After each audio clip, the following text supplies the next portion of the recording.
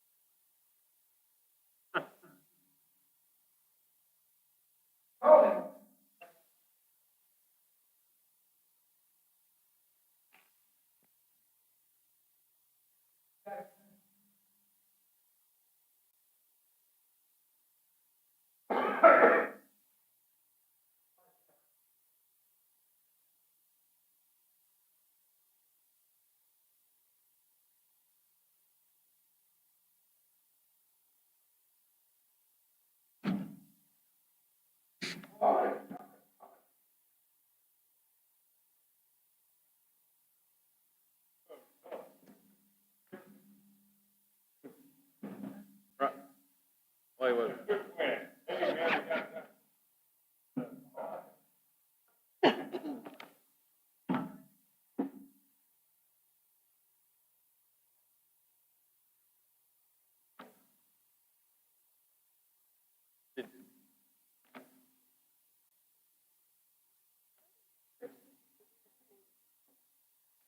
Oh, look at this morning. There wasn't an ambulance there.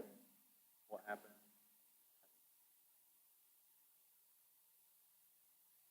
There was no injuries, but if we needed one, it won't come in from the station. Oh, I think on West Boulevard, actually. Just saying. But when it comes to, there's a bunch of under. Oh,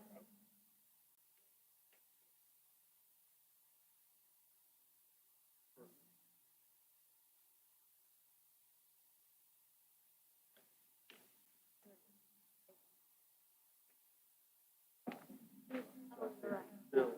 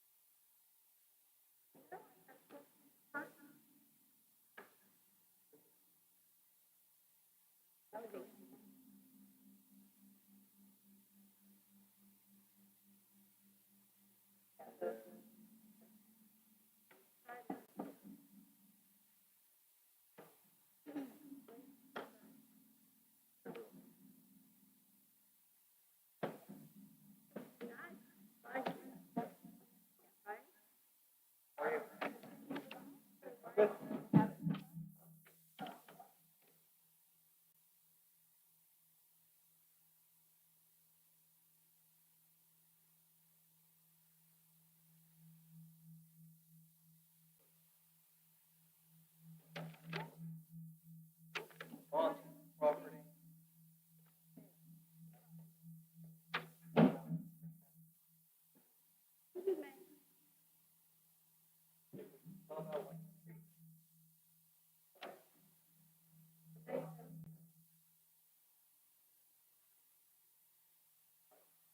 It looked pretty nasty.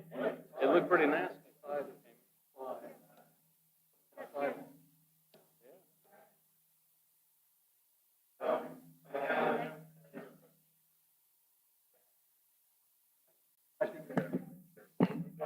ain't stressed at all, are you?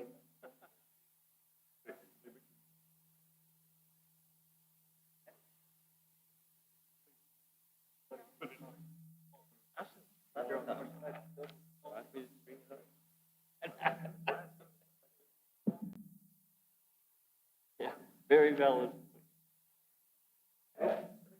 Long as, oh, man.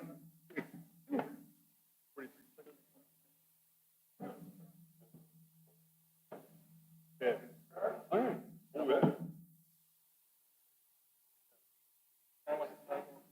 Oh, yeah.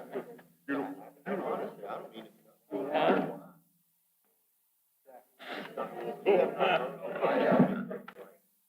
What is it? Glad to see you.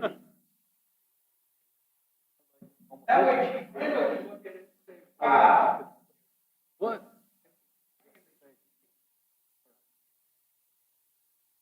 Oh, I know. I know. Public safety. Yeah. Hey, Doug. Hey, Doug, are we gonna treat this like a bear pit? Wouldn't do it. We're gonna treat this here like a bear pit, man? Yes, sir. How much money you say you wanted? Get in the hole. Perfect, Rich.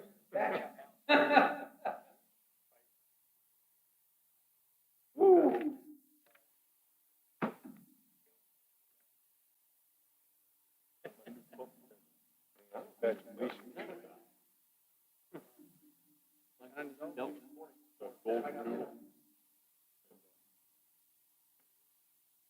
Take care of it. Brother. Yeah.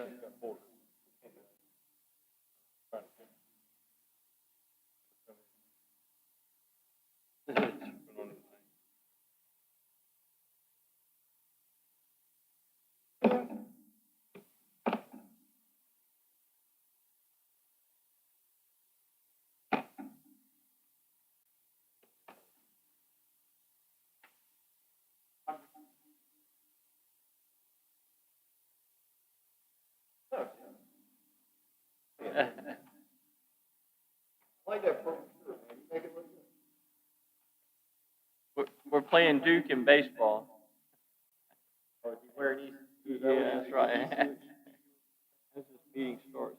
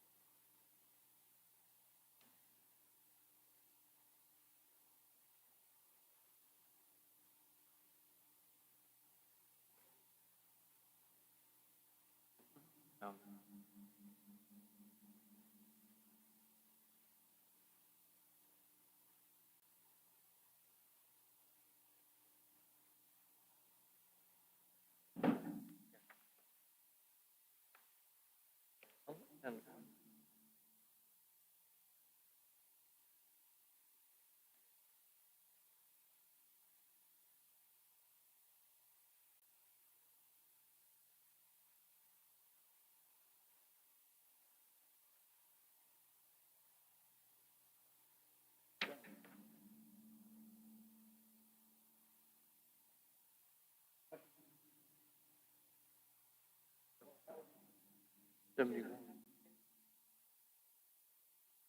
14.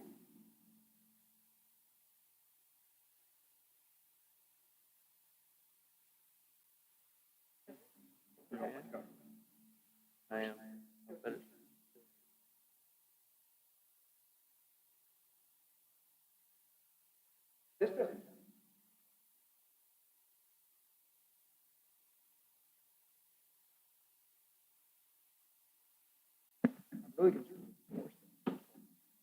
All right, hey, guys, we had about a minute before we started. And if you would, join me in turning your cell phones to off, silent. I forgot to do it one meeting, put it to sleep. If I don't put mine to sleep and turn it off, it'll ring or buzz or something. If you have to take a phone call or you've got a sidebar, please take it out in the lobby and close the doors.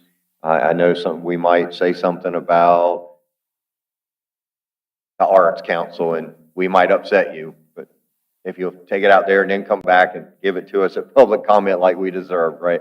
But if you guys would do that, we'd appreciate it. But the good news, you guys are in the budget, at least for now. That's good news. And you got an increase from what I found. So, an increase, maybe.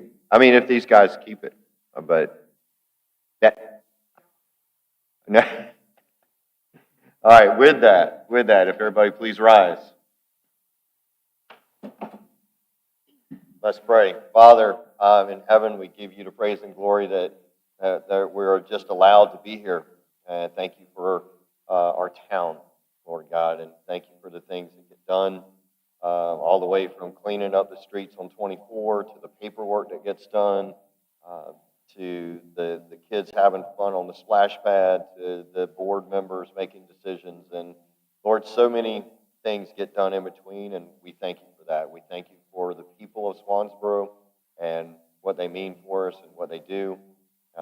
Lord, thank you for the Seaside Arts Council that's here to press for what they do, Lord, and they have made Sunday afternoons a blessing for our town, Lord, so we thank you for that. And we thank you for tonight. I pray for wisdom for myself and for the commissioners as we give direction to our staff. In Jesus' name, amen.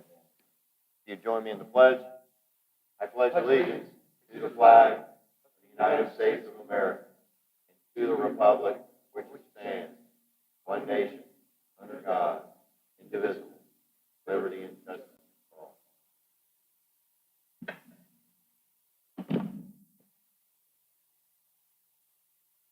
All right, at this time, I will invite our Seaside Arts Council to speak.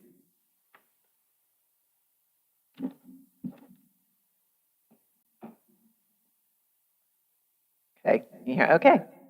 Good evening, everyone. Thank you for letting us come and just express our feelings. This year, we're celebrating the 15th year of SwanFest, which I think is a great improvement to the town. It's just a tradition. And as every year, we ask for money. We do probably 75% of the fundraising ourselves, and we just ask for the town to keep us in their budget and keep us in their hearts. It's not been the best year in fundraising, so the town's money is extremely important. So just basically, we want to keep doing what we're doing for the town. We love what we're doing. We think it's a major quality of life issue, which is why I think all of us chose Swansboro to live at. So again, when it comes to SwanFest, please be generous. That's all, short and sweet. And this is my fault. Would you please state your name and address? I'm sorry, I should have done that. Yes, Maureen Wells. I'm at 248 River Reach Drive. Okay. And I do have at least one question Sure. for you. Has Swansboro, or has the Arts Council gone before the Tourism Development Yes, we Authority? have. And have they given any funds? They did. The issue is because they do the heads and beds theme, and there's no way for us to give them any true, I mean, we ask how many people are from out of town, and we have a list of number every week of how many. Sure. But unless I stand at the Hampton Inn and say, and I see your room key, were you just at SwanFest?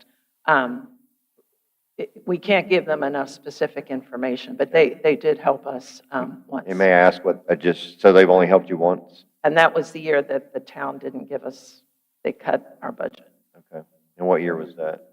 You remember? 2 years ago? 2 years ago. Okay, very good. Yes. All right. So because of that, when we didn't get the full funding, we turned to them. Okay. And I think Gotcha. All right, understanding. board members, any questions? Yeah. Go ahead, Joe. Joe, use the microphone, please. Man, I'm here, just setting the tone. I personally love what you're doing down there. Thank you. The TDA, can this not be worked under some, I know we're supposed to be doing advertising, et cetera, from the dollars for the TDA. Is this not promoting and advertising Swansboro when we do the Seaside Arts? I think that's a Well, I great. mean, that's kind of how we went there, and their response to us was, because that's how they get their money with the room tax and whatnot, we could not give them sufficient proof that the people who come to SwanFest actually stay overnight in Swansboro. But to your point, Joe, in terms of the marketing and that, it causes people to come to Swansboro, so I think there's an ancillary effect, and I think we could talk with Randy offline and see if there's something that we Right. could do with that. That would be my, I said this to Bill before, when I was reading this funding line here. We need to swing this by the TDA and see if we can't get something a little more fixed on that. That would be great. But I Yeah. got I'll support you in any way I can. Good, Because thank I you. like coming down and listening to that music. All right, Yes. all right, go Yes, ahead, sir. Doug. Yes. I just have one question. Sure. Actually, maybe two. What is your largest expense of the money that you get granted to you in the past? Our largest expense is SwanFest. Yeah. We also give scholarships. We're doing the Swan project that you've seen around town. We do an evening of dance. We try to have an art show. We can, budget, wise. Did I get everything? Did I get everything?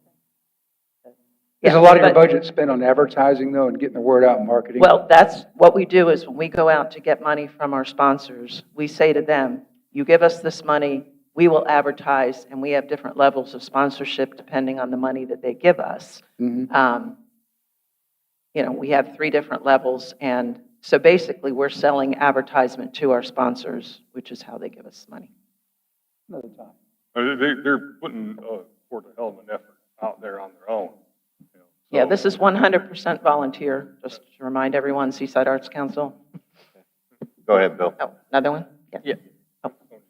Okay, go ahead. Turn on the microphone. I can hear you, son. I know how I feel. You just go ahead and file a grant application, and you can be heard at the TDA meetings. Oh, we can, okay. I don't recall it ever coming, other than the Swans. And I No, was- yeah, it was, 2 years ago, we did come, Swan. no. What was that for? When the town cut the budget for SwanFest, and we had already budgeted the Oh, full, they gave you the difference. Correct. That's right. Right. But you can come every year. okay, You can come every year, because that is an event that happens down here. I got you, So okay. just come with- So we don't have to prove differently every year, we just, You just go ahead and fill out. a Awesome. grant application. and- okay. Oh, that's good news. Great, thank you. I just have, just for clarification. Uh-huh. So have you been to the TDA so far this year? Have you approached them at all? We have not, Okay. because we just recently thought that perhaps we were in peril for the town money. So, no, we have not done that And yet. I'm assuming you had to pay the bands to play. Oh, yeah, quite a bit. What's the range of price for the bands? Do you have it off the top of your, I mean, just Yeah, roughly? I think about 700 to 2,500. Yep. Rich Wells, President, Seaside Arts Council. This is my And, press and you, secretary. and you gotta use the, Rich Wells, 248 River East and Drive. I don't recommend you say the second part over. Oh, the press secretary. Our bands range from 600 to 2,500 top. As a general rule of thumb, if you average it out across the entire season, it costs about, by the time you have police support, the advertising, insurance. The rule of thumb is roughly $2,000 per event. 15 events, you can do the math. Yeah, and I'm with Joe, and I think most everybody on the board, you guys do a great service to the town, and whether it's heads on beds or not, people are probably visiting restaurants, they're purchasing beverages, stuff for I their agree kids, 100%. souvenirs, so it does, I think it does, affect the economy of the town, not just the heads on beds thing, but that's just as important. Yeah, just to keep in mind that it's on an annual basis. So every year you're gonna have to come back. Right. Unless we say, if the town does 6,500, will you match the town? Then we can keep it in there, but that's up to the board, obviously. But And they are an independent board, so we can say, hey, we'd really like you to support this, and they can still say no. Right. That'd be awesome. But there's a lot, we have advertising, and so we can help you in a lot of ways. Okay. All right, board members, any other questions? All right, thank you, guys. Excellent. Thank you very much. Thank you, everybody. We'll see you on Memorial Day weekend. All right, any further public comment? All right, hearing none, seeing none. Looks like we're losing our Arts Council all at once. Thank y'all for coming. The only key is the money. That's a lot of faith when they get up and walk out. That's. All right, hearing no further public comment, we will close the public comment session, and I would request an adoption of the agenda and consent items. So do I have a motion? So moved. Second? Second. Any further discussion on the agenda? All in favor? Aye. Okay, at this time, it is my honor and privilege to turn it over to Sonia and John to present the budget. We are. Oh, good evening. It is my pleasure to present, then the next step in the presentation. I'm not going to call it the draft or recommended budget because it's not there yet. I would call it a draft work in progress with options. And it's a little different approach. And we were given that direction by the board recently to come up with some options for you to consider, and that's where we are tonight. I'm going to give you a very high-level look at, to me, I like to start there, is just kind of give you an overview of what's going on, where you are with your revenues, your expenditures in the current year, to know where you're going into next year, and where it might lead you in the future based on decisions you make tonight, because those decisions have multi-year effect on our ability to provide services in the future. You have a really good packet of information that Sonia has put together in a line item spreadsheets. You got the big 11 by 17 sheets. I'm going to work off of those. I'm going to give you some background and try to let you just see what we encountered as we started this process back in January with the department head presentations at the fire department, getting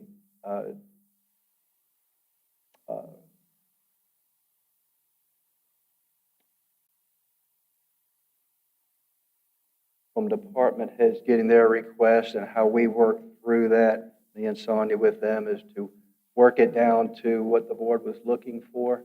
And I think you'll understand what we encountered, those issues that we encountered. And hopefully when we leave tonight, we'll have a better direction of, okay, what direction you want us to go, so we can tighten this up a lot. Here we are in May. Usually I'm a lot closer to the end of presenting a budget that I would recommend to you, but I'm not there yet. The idea, I would like to have something ready for you, a public hearing, the first meeting in June. I think that'll be June the 11th. But we got to have it to you for public inspection 10 days before that. So I believe that's around May 30th, if I'm right, somewhere around there. I've got to have it ready for public inspection. So we've got a few more weeks. So hopefully tonight we can get a lot of information to you and get some good feedback. If you got any questions, of course, we'd love to have those and take it with us. If we need another work session between now and the end of May, that's great. That's what it takes. We'll do that. But let me just get into it. I will give you, some of what my thoughts were as we were, making our changes to their department head requests with the goal in mind to do three things. The board asked for a budget that was net zero. Basically, that's a budget with no fund balance appropriated to balance the budget, just using current revenues to meet expenditures, as well as to possibly look at what it would take to have a budget with a 1 cent tax reduction with no fund balance and a 2 cent tax reduction, again, with no fund balance appropriated. You have on page 24, the last sheet, I think that's a really good place to start. Kind of just gives you a big overview of what we were trying to accomplish. And this light doesn't work, and I'm going to turn on my light to see it. It's really dark over here.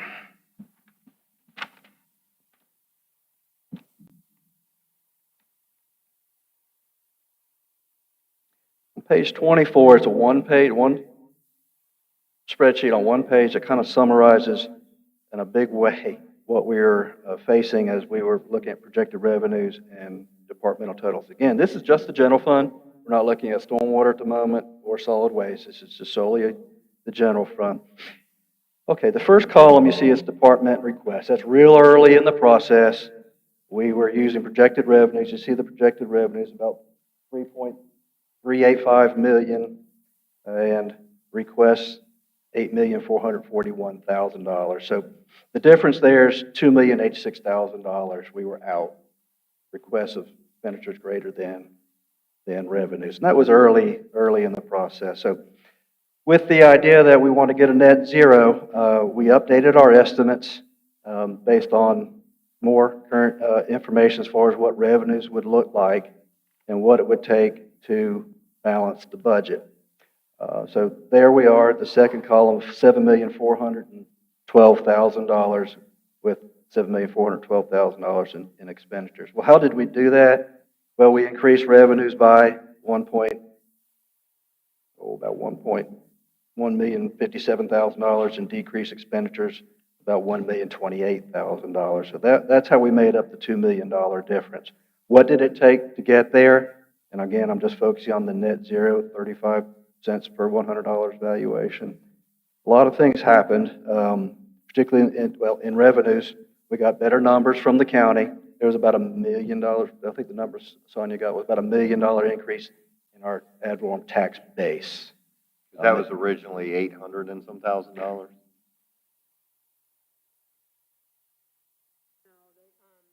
First estimate was like,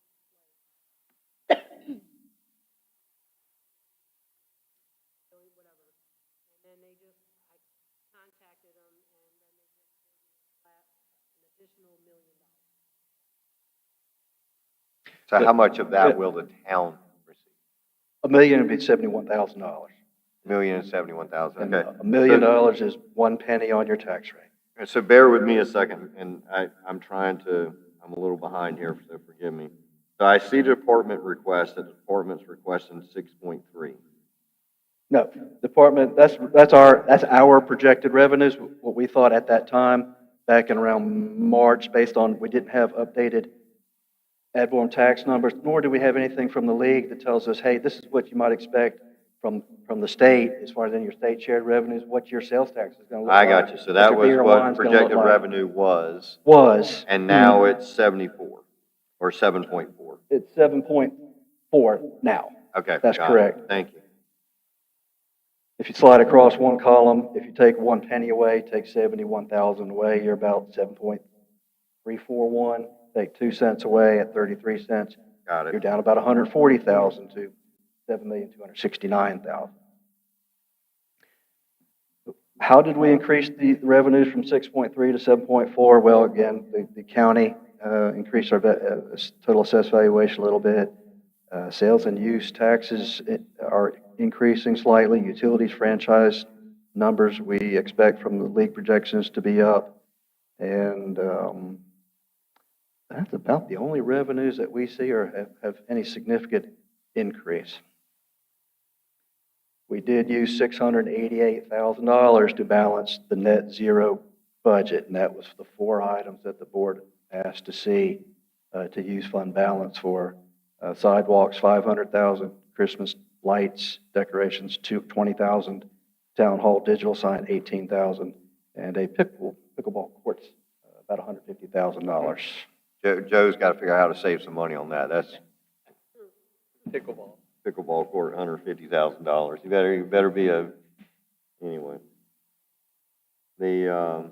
Okay, go ahead. Shoot me, I didn't put a dollar figure on it. Yeah. All right, go ahead, John. Okay, all right. So, what change did we have to make to get us down to a net zero? Well, a lot did have to change.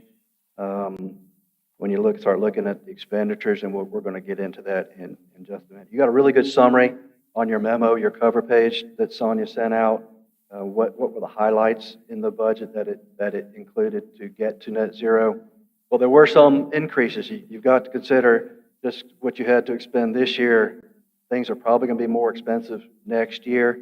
So in that net zero budget, we've got a 2% COLA. Originally, we had talked about a 3.4%.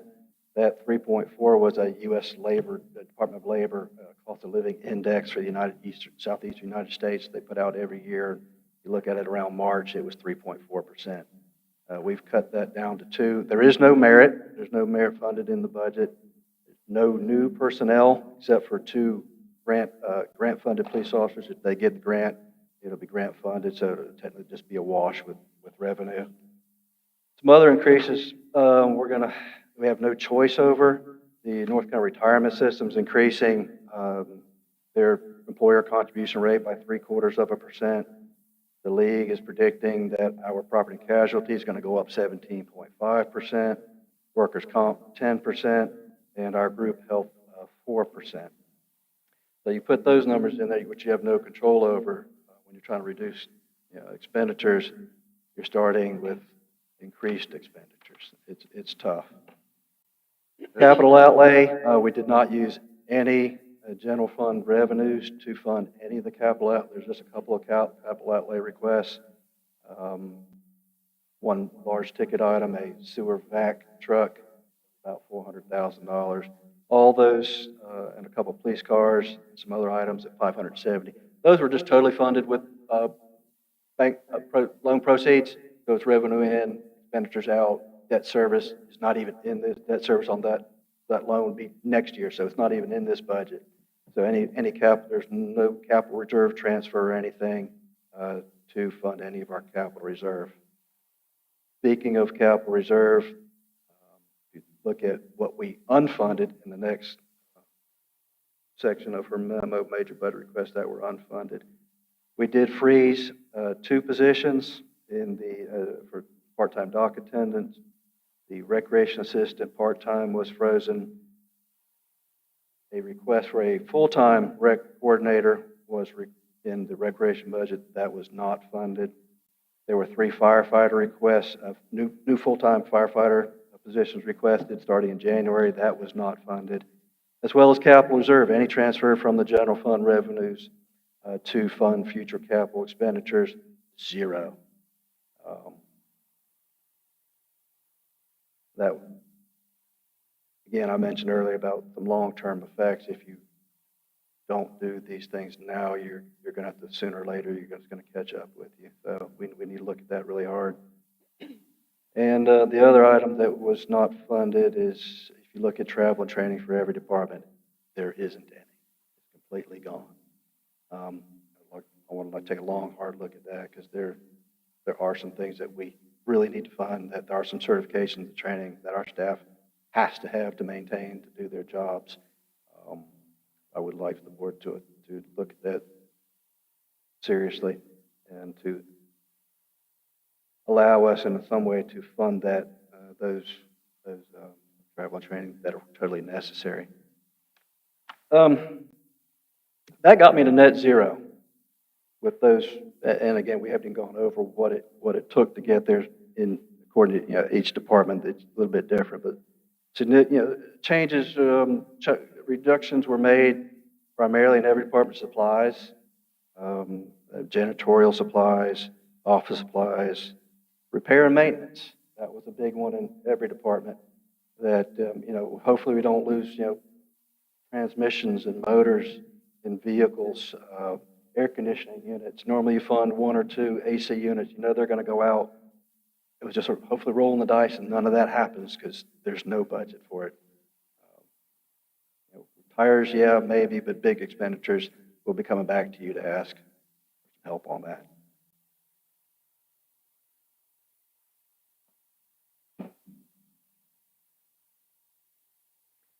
All right, so let's get a little bit more into I'll try to move through this. That's kind of laid some groundwork to give you an idea of, what kind of changes overall had to happen. How you got your books laid out. Page 4 and 5, I'd like to start with the revenues to get a little more detail of where we're at. You look at page 4 and 5, I don't want to spend any time on looking at actual for, fiscal year 22 or 23. I'd like to start with the current year as amended. That's the third column over on page 4. It says fiscal year 23, 24 budgeted. If you follow that down to the bottom, as amended, we're at $6,138,000 right now. And that includes, y'all see the number 6 right above that, fund balance appropriated, $618,895. That's where we are today. We have appropriated $618,000 to balance the budget. What line are you on, I'm sorry? It's page 5, about you're on- middle. Sorry. It says 20. On page 3. I'm sorry, yep, page 4 and 5. I'm going to go to page 3 in a minute, just kind of show you the opposite for expenditures. This is revenues. Can you read off the line number, John? The lines, well, is yours highlighted? Mine's not. I got it. General fund balance appropriated. Yours might be in yellow. If you slide across to the fiscal year 23-24 budgeted, you see 618,000. I think you started with about 385 when you adopted your budget this past July 1st. We've made some, I'll go over that in just a little bit. We've amended the budget for some unexpected expenditures during the year. You're up to 618,000 right now to balance your budget, what we expect. Look at the next column, and that was as of, around April, these numbers. They've changed a little bit, and they'll change maybe a little bit more. The next column is as of February 29th. So again, those are a little bit older numbers, but these are the best guess where we're going to be June 30th. So they're real numbers in February, but kind of extrapolated, and you figure out what it's going to be through the end of June 30th. Again, if you go across that general fund balance appropriated number, you see that there's nothing there under projected for 23-24 projected February 29th. So your total revenues are $5,701,000. That's where we think you're going to be at the end of this fiscal year. I'll show you in a second on the page 3 where your expenditures were, but we think we're pretty confident that we're going to be at $5,929,000. You'll see that number on page 3 in a second at the end of the year for expenditures, which is the difference of $228,000. That's where we think we're going to be at the end of the year this year. So we think we're going to spend about $228,000 of fund balance to finish the current year, which again, if you look at cents on the tax rate at $70,000 per cent for $100 valuation, that's 3 pennies on the tax rate right there that we're using going into next year. So you see the hole I'm already in going into next year. The revenues just aren't there based on the current model that we've kind of built ourselves into. In the next column over, same page, page 4 and 5, look again right about in the middle of the page, you see department head requests. You heard me a minute ago say that their requests were about $8,441,000. Well, that exceeds our revenues of $6,355,000. So the difference of those two numbers is 2 million. So we were $2 million out after we received their request. That was a challenge. How am I going to cut $2 million to get it down to net zero? And we did it based on what I just told you a minute ago, cutting out transfers to capital reserve, no merit, cutting supplies, maintenance and equipment. What I did not do, and this is where I'm at now, is I guess the direction I'm looking for. I got it to balance, not funding any new positions. I did not. I'm at the point now, in my mind, and what I saw, it's already fairly lean. When you start cutting into a lean operation, there's not much fat to get. At this point, without affecting operations, we need to start looking at cutting benefits and/or positions. We don't really have any everything now that's vacant is frozen, that I just mentioned. I think we've got one police officer vacancy that it's being filled, yeah, but we didn't freeze any emergency services. We froze a couple of dock attendants and parks and rec positions. So that's where I'm at the moment. So, John, am I understanding you at this point, you're ready for feedback? yeah, I mean, I'm just going to tell you that's where I was able to get you to net zero, but I'm not comfortable with it because it doesn't give me some things that I think the town really does need, particularly when it comes to the training and lack of any capital reserve funding for the future. Those are things that concern me a little bit. If we can kind of fund basic operations, getting into, if we go any further, like 1 cent or 2 cent, it's going to take some whole lot deeper cuts that are going to be painful, and I just couldn't feel like I could even recommend that at this point. I'll start us off, and one is, I'll start with COLA and benefits. Number one is I don't want to mess with benefits. Number two is COLA. I'm not a COLA person. I am a merit person. And secondly, I think we have a lag for our emergency services, and I feel like we need to get caught up on our emergency services side. We've got to remain, well, let me say that differently. We have to do better at being competitive on our emergency services side. I understand we're a small town. I understand that we're going to have somewhat of a revolving door in our emergency services. And you can't stop that completely. But I think we need to help our emergency services side in their pay rates.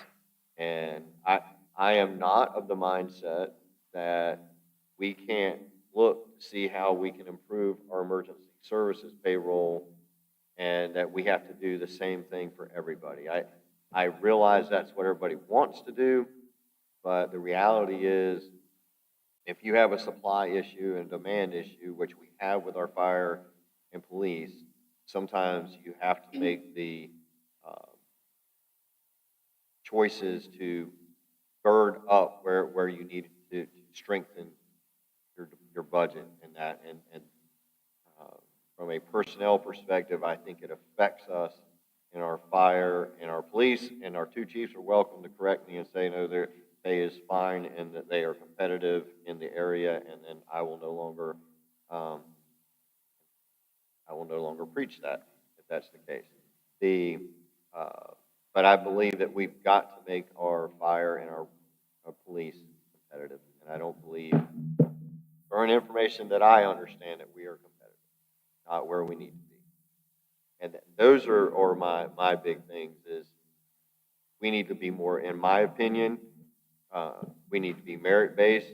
Your high performers are getting paid. COLA's nice, but to me, that's not who I want to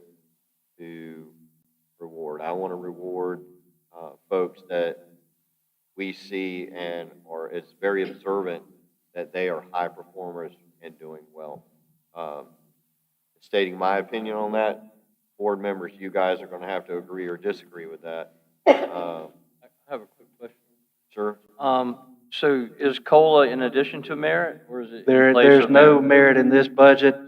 Just for your information, 4% was in the current year budget for merit. So it's just basically any raises are on cost of living, not on, Yes, it was in 2%, addition it was to- 2% across the board. so it's one or Yeah. the other? Yeah. So, my opinion, it should be merit-based, not COLA-based.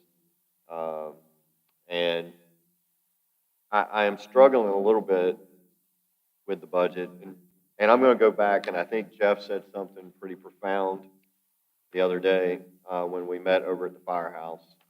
And I don't know if everybody was in the room or not, but, he made the statement, and Jeff, I quote you wrong, please say, but he made the statement, we've been spending pretty good here, and I keep waiting for you guys to say, all right, it's time to quit spending so much, and we're not stopping, we're just continuing to spend. I paraphrase that well enough? So that, and I know that every department's got needs, everybody's got things that we've got to do, but we got $1 million in AARP funds, and we spent all but what, 10,000, 15,000 of it. We've gotten tax benefit raises twice, minimally. We've gotten tax benefit raises when I first came on board. We've got the tax assessment was increased. 2 years ago, the tax assessment was increased, and we've grown with the number of housing developments and the number of businesses in the area. So our revenue coming from those properties have increased, and as well as the retail, whatever the formula is, we continue to see money from the retail sales formula that comes from the county. And short summary of that is we figure out a way to spend it all. And so I struggle with that, because at some point, where are we managing the budget from that perspective, that we're a town of 3,900, and are we trying to be a town for 10,000? And that's a struggle. There's that tension there, because we are keeping up Highway 24. And there's nothing you can do about that. We have to service anywhere from we're servicing the roads to the fire and the police that have extra calls and requirements on that. So I understand all that. But I just lay that foundation out there, is that every dime that we've seen in my 6 years, we've figured out a way to spend it.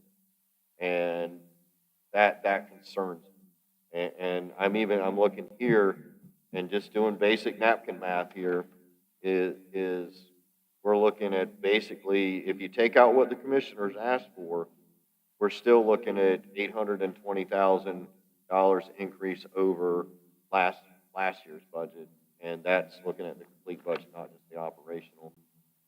So depending on what numbers I look at, which I'm gonna have to go back and spend some more time on that. But those are my concerns, that we are continuing to spend money. We've got to take care of our personnel in the fire department and the police department, because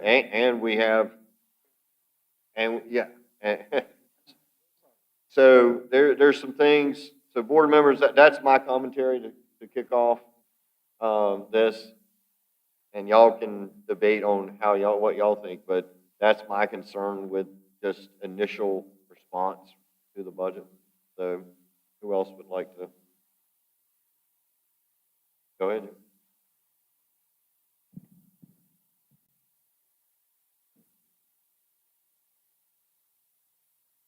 Personally, I do support COLA. It can be tough out there. Our people here don't make the top dollar that they might be able to make somewhere else. They've chosen to service Swansboro. So I think we have to support them in 2% COLA. It's not if that's a showstopper, then we have done something wrong, seriously. I also support merit.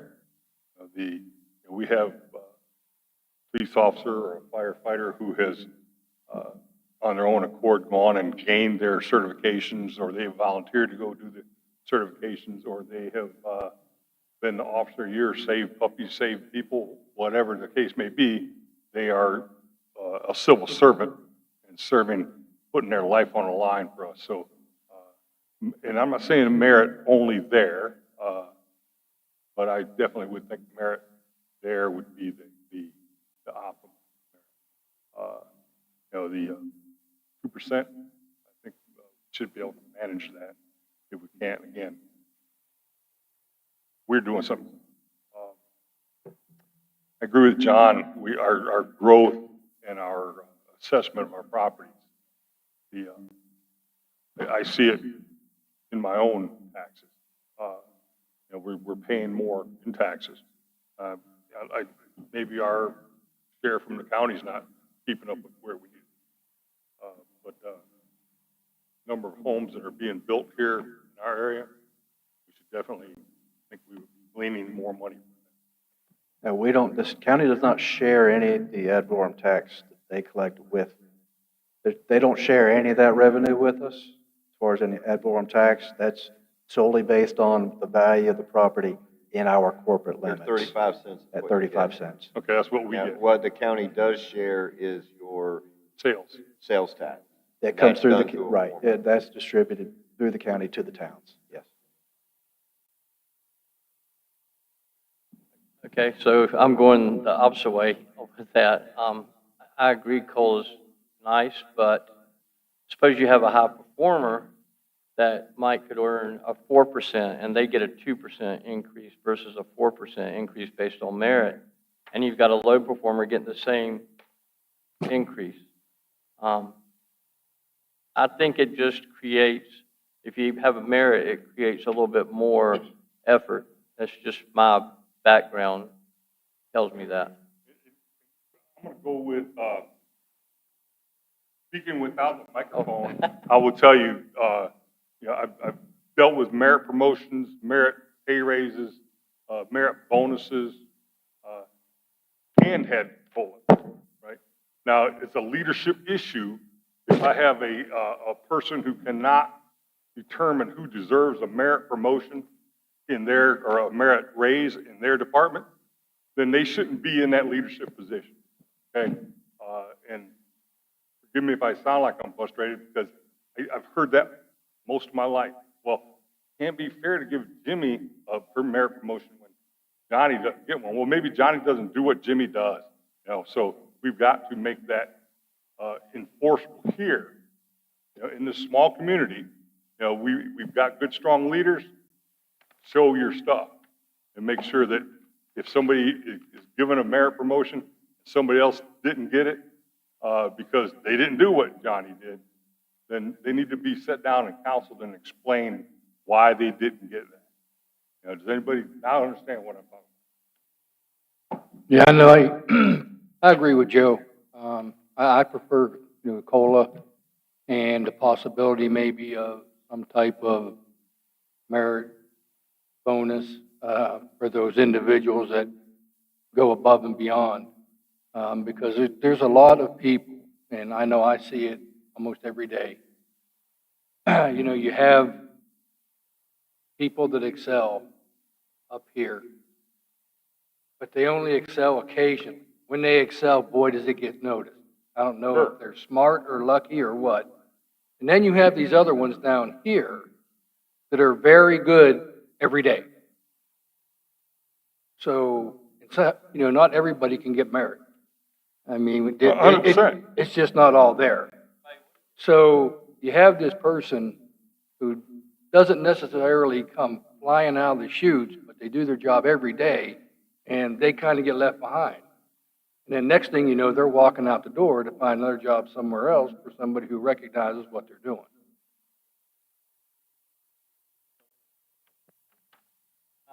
They're not performing for merit, and they Well, walk you out could the door. perform very well with not getting merit. I just come from a business background, so I view it a little bit different.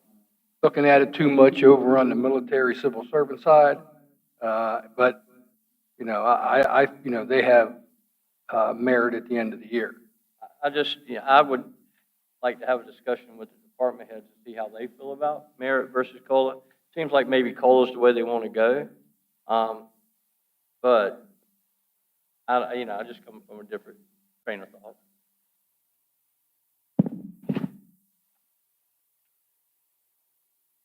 Federal government, I 26 years in the Army, 14 years with the civil service, federal government, and I watched it every year where, you know, you've got the guy that's doing the great things the last 3 months of the evaluation period, turning in papers and making suggestions and making things happen.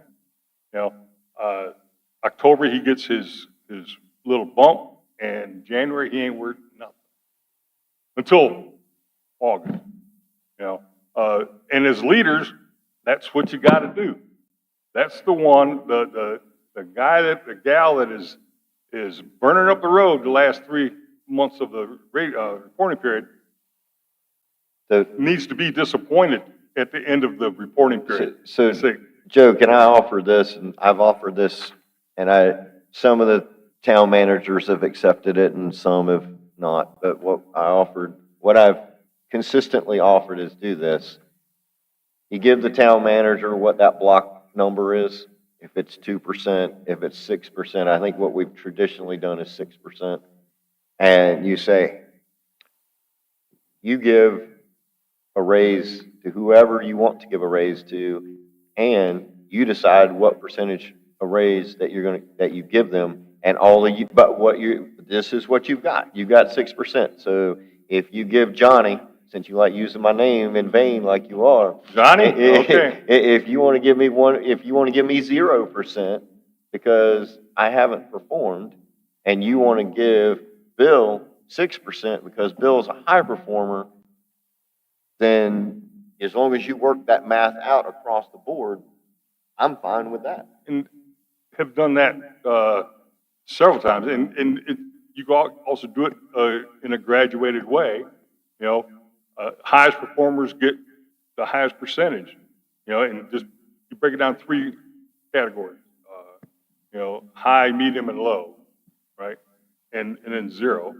But I'd have no issue with the town manager being the final deciding factor, more like a senior rater type situation where you rate, and then you get to look at them and say, Johnny, it's not that good. Sorry. So, go ahead, Doug. I got to feel it. You got a lot of government. Let me just put it to you this way, my past experience in 26 years in the military, past 17 years with the government. Generals don't decide what Private Wilson's, meritorious promotion date's going to say on it. That's up to his NCOs, his leadership. I don't look at myself as a person that's in the trenches on these decisions. I look at myself as the commander looking out over the entire field and saying, do you as town manager have the resources you need? That's my bottom line.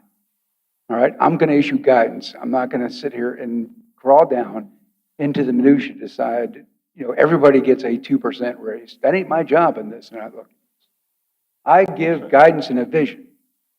You guys figure out how to get it done with the resources we give you. All right, now what am I saying? I'm kind of agreeing with John here. I'll give you a 6% COLA if you want it. But then you got to decide as town manager who gets what. And I don't want to hear, the only thing I would want to see recognition is when they come up and they get recognized for public actions and their high performance. And then we can obviously make sense if someone has an issue HR-wise, well, I got recognized this many times, but my pay raise didn't reflect that, then that's when we pull in the town manager, we start asking questions, if it's not fair. Well, and you got leaders. And that's when we involve, but they're all leaders. And if, I can't believe I'm repeating this so many years after I left the government, but if your employee finds out that they didn't meet the standard on the day they received their appraisal, you are not a leader.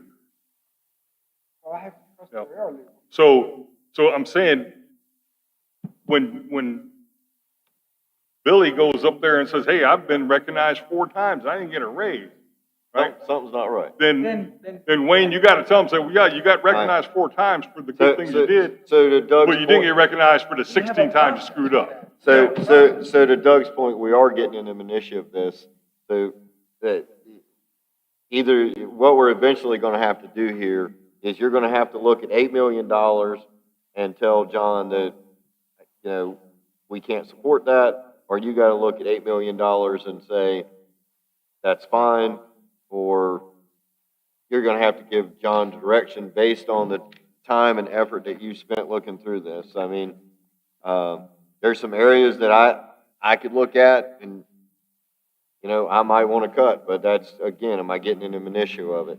So, right, so what we need to decide, guys, is, you know, where do you want John to go? Do you want him to continue to work to net zero and look for cuts in other places? And do you want him to get, you know, look at how he can better, make us more competitive for our police and fire and figure that out? Are you dead set on the 1 cent cut or the 2 cent cut? John, thank you for doing this hard work. It looks really good, but I need another $75,000 or $150,000 out of this budget. So you guys have got to get to that point, or you got to go on the flip side and we got to start going line item by line item, which I don't really want to do. But one way or the other, y'all got to give John, what do you want him to do? We don't need to sit here and argue about how the pay raise is, other than what percentage are you going to give him and let him go with it. I think the team we have here is smart enough to figure out how the pay raises need to be allocated for each of the departments or for the individuals. Okay, I don't think that's a commissioner call. All right, we don't observe these people every day. They do. And I trust your judgment and I trust your leadership to get that done. If I can't trust you, guess what? So are you giving him a 2% bucket, a 3% bucket? What are you giving him to work with, and he can go figure it out? Well, first of all, I know it was a hard job trimming it to net zero, and I appreciate that. Thank goodness for doing that. So I know at least we can use that. I would really like to see a 1 cent. I initially said between a 2 cent, net zero to a 2 cent decrease. If there's some way we could get at least a 1 cent decrease without cutting, emergency services, vital, essential services. Yeah. And if we can't, we can't. I'm not saying that we have to, but it would be nice if we could find another 1 cent. But, you know, one of the things, Bill, and I think I told John a long time ago, I said, you know, there's a lot of things I'm willing to do with the budget, but I'm not cutting the police, I'm not cutting fire. It's off the table. And I think we need to do the opposite. Now, Yeah. now, that's easy to say on that aspect. Then we got to turn around and look at what else we got out there. You know, if you're looking at, you know, Parks and Rec, there are a lot of people that depend on that every day, whether it is with their children, the programs that we run, you know, that would have to really be looked at hard. So then now you go look at Public Works. I mean, those guys are out on the street, they're making things clean, they're keeping things moving. It's going to be real difficult. And I don't know really where you draw the line. I mean, we just got a lot of good stuff for our admin people last year, some of the things we got. So, you know, then you look down and say, okay, where do we start? You know, to try to make it lower, because every aspect of this town affects the people that live here, every part of it. Sometimes we don't see it. Some other departments are not that glamorized because of just of what they do. But there's going to be. There's going to be those departments where we really need to think hard and just to, okay, you know, I'm set on doing this to, you know, to chop this down. That's not a good attitude to take. Just look at the numbers, look at what they are, and look at who it affects. And truly, if you figure out, well, you know what, okay, yes, that's fine, you have to live with that. But just don't take it for granted that we have to do this, that we have to cut that. Just stop and think about it. I'm sure there's stuff in there, I've seen numbers that I think should be lower. There's no doubt. Well, I'm with you guys. I don't want to micromanage. John's the town manager. We have department heads to manage things. But the more eyes that look at a budget, the better. You might see something I don't see and vice versa, that where we could cut something without affecting greatly any of the services, any of the departments. Maybe we can't. And if we can, I'm fine with the net zero, but it would certainly be nice if we could find 1 cent somewhere. Goal, minimum Well, 1 cent. John, you mentioned $150,000, right? That you'd like to see cut from this budget, right? Well, I said, no, I just put numbers. Yeah. It's 100, I think it's 150,000 if you want 2 cents, it's 75,000 if you want 1. Right. So it's kind of my challenge, I guess. Is you want a COLA, I think we can, in a way, it's a challenge to me. I'll give you a larger COLA than 2% if you can find more ways to cut some of the assets we probably own that we could probably no longer want, or we can turn them into revenue makers. I don't know. This career, I want we got to start thinking outside the box here. Don't be contained by the way it was always done before, or because we have something, hey, we've got to look at all our resources, and then we got to look at how much we're paying for some of these assets, maintenance fees, everything else, looking after it. And yes, I'll bring up the item that I talked about my campaign is that dock out there. I honestly think someone else could do a better job with it. Okay? I think that can be a revenue maker for this town versus a revenue drain for this town. It doesn't make money. Unless you can show me some numbers right now and say I'm wrong. We spend more than we make. That's just one area. I'm sure there's other places too we could look at. Well, I know one thing I looked, if I remember correctly, and like I think you alluded to. That's why I don't want to go into weeds. You didn't allocate anything very much for R&M on equipment, cars, equipment. I mean, that was very minimal, Very if minimal. any. And the same with training. I noticed in each department, and I was thinking, man, we're not going to send our town hall staff, we're not allocating any training money there. You know, any training across the board, really, for police, fire, not a whole lot. So I know you trimmed it as We've trimmed it to pretty basically, lean. it's zero, but I really need to come back and say that these are the ones, go back to them and say, what do you have to have for you and your staff? And if you're adamant about a net zero and say, hey, I just can't cut it anymore, you've got my support on that too. But I'd like to see it. Here's some of the things I liked about your budget. I'm going to tell you straight up. Getting people upgraded on the equipment so they can do their job more efficiently and effectively, yeah, I'm going to say yes. Giving people rewards for doing a good job and giving a COLA if you want. I don't care. If that's what you need to keep that person here and happy, I'm all for it.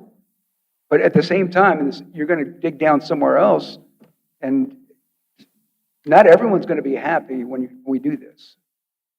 We're not, but at the end of the day, the people elected us to represent them. And this is the voices that I'm here when I'm talking to guys in town and the ladies in town. They want their services, they want their culture, they want their employees here to be happy. And they want them to do their job very efficiently, which I think you've demonstrated your ability to do. But, the computer capital stuff, great. I'm all for it. Even the sign out front, get it budgeted in, that's part of who this town is, like, important what you're saying, Jeff. But asking me to make the decision of what employee gets what based on performance I don't see every day, I'm not doing that. That's going to be your job. And that's the job of every one of the here that you don't get to see what their guys are doing for them every day too. But what he needs to know is the budget. Yes, I'm telling him. That budget. I think there's That's 2 cents. creative ways. If my math's right, Sonia, it's 2 cents, it's 150K, right? I think so. It's 140. 148. I see the deficit. At 142, yeah.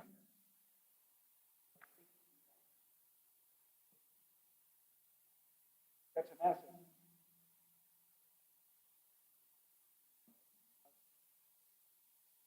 Recreation.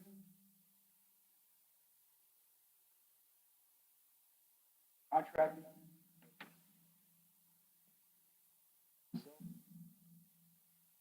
That's a remote sponsor. You'll probably do our best. Well, and I think there's, All kinds. I don't know if this is under rec or who it's under, but, you know, when we have large events in town, those organizations need to look at funding their events. And I think going through TDA is one way to do that. I think, like I know, you know, I'll just say it, Tunnels to Towers, it's my understanding that we've been floating that event for the last 3 years. That's a lot of money.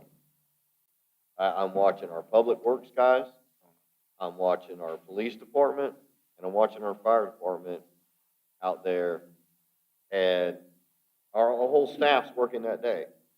So if I'm correct, then we're either paying them in comp time, or we're paying them overtime, or we're paying them both in some cases, I've learned. So somehow, or another, that's just one off the top of my head that I know we're spending money on, that organization is probably perfectly capable of supporting itself at this point, 3 years old or whatever. You know, whether it's, they got to do it all or do it some partial, but that's just one example in my mind of that. You know, there's what are other things that we can do? Because that's a full day that I'm watching staff all over town. You know, so those are things that just come to mind. That's an expense that we're paying that certainly we can be a part of, but we shouldn't be taking the brunt of that expense with all of our staff.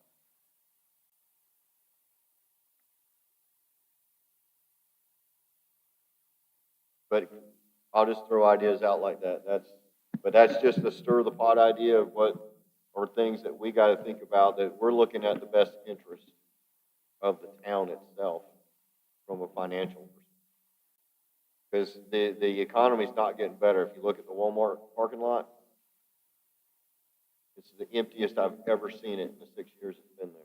See, and that's one of the things that worries me about doing any type of decrease. Because, what, 2 years?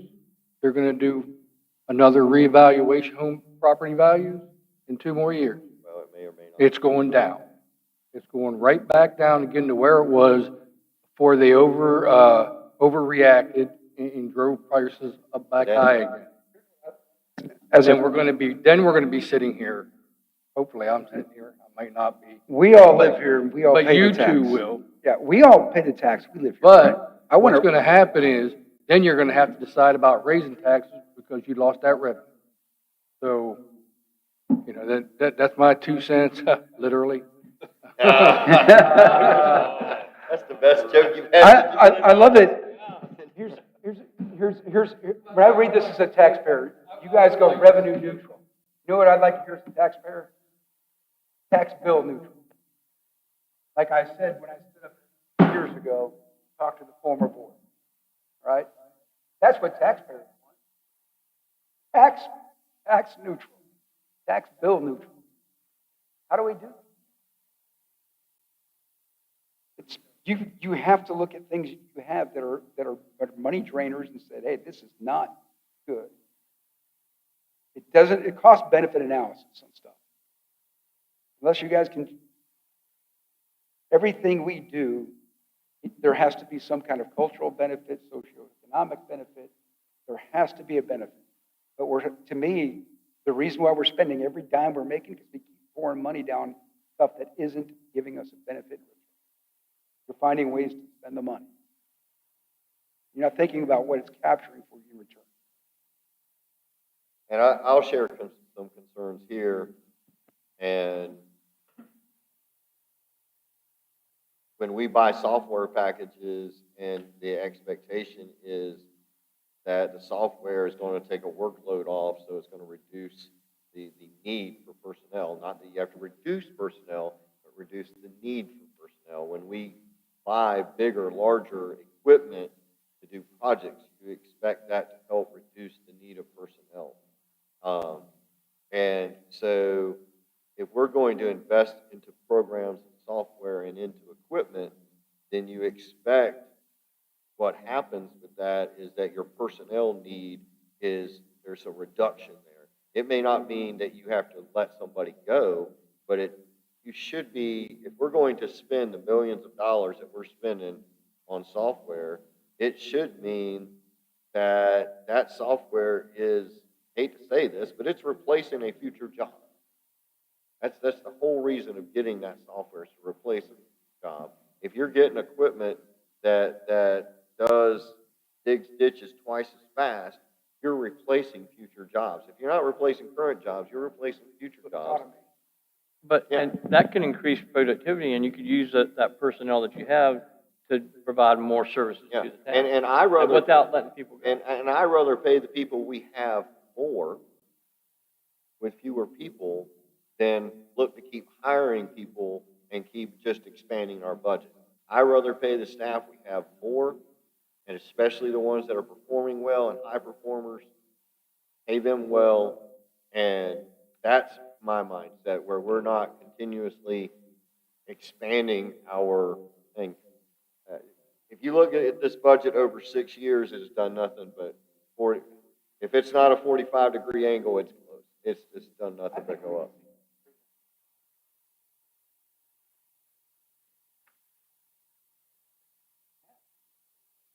Why are we inflation?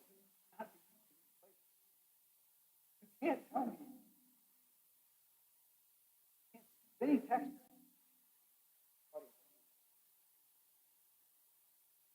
Why about that? Oh, wait a minute, you do have at least one taxpayer over here. Exactly. We shouldn't be beating inflation. That's your. We need to beat it. Great. Agree with you. Here's the Yeah. numbers. Here's what you provided. Quick in your head. 1 year over another year. Wow. 20. I know I haven't got a 20% raise. Not raise. I mean, you realize it's cost to do business. Yes. Yeah. You're a month. Your franchise, I don't care. They want their money. They want their money. They sure do. Well, guys, how do we summarize this? Because John's looking at us and going, man, these guys are crazy. How, what? Tell us. Yeah, but. Challenging.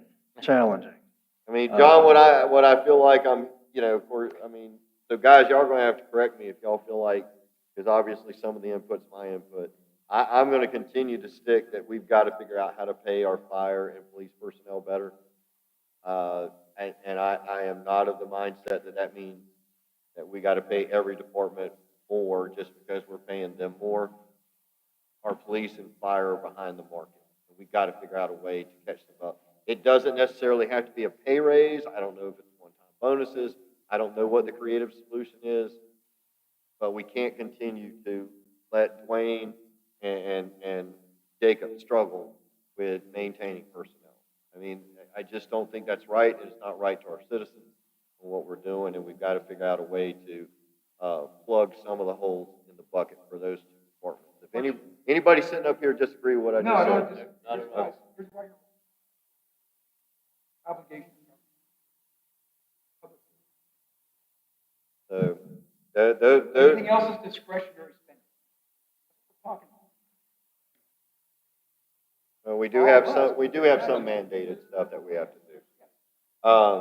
So then the other thing that I feel like I'm hearing is, whether it's through COLA or merit, or both, some combination thereof, we need to give you that percentage, or you need to come to us and what you think that percentage is, so that you can, that's your job to be able to give those raises out, not our job.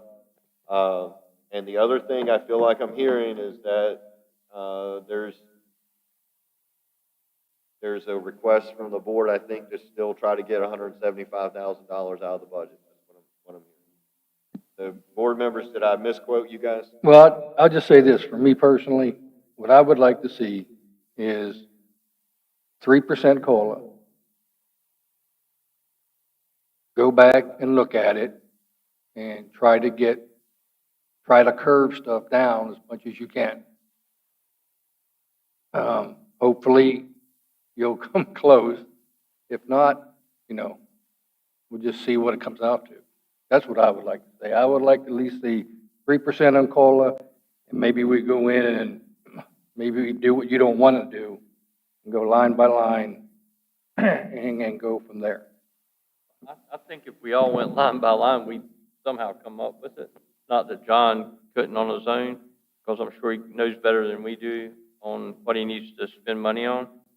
But I'm more in line with the 71,000 to 1%, but you're 2%.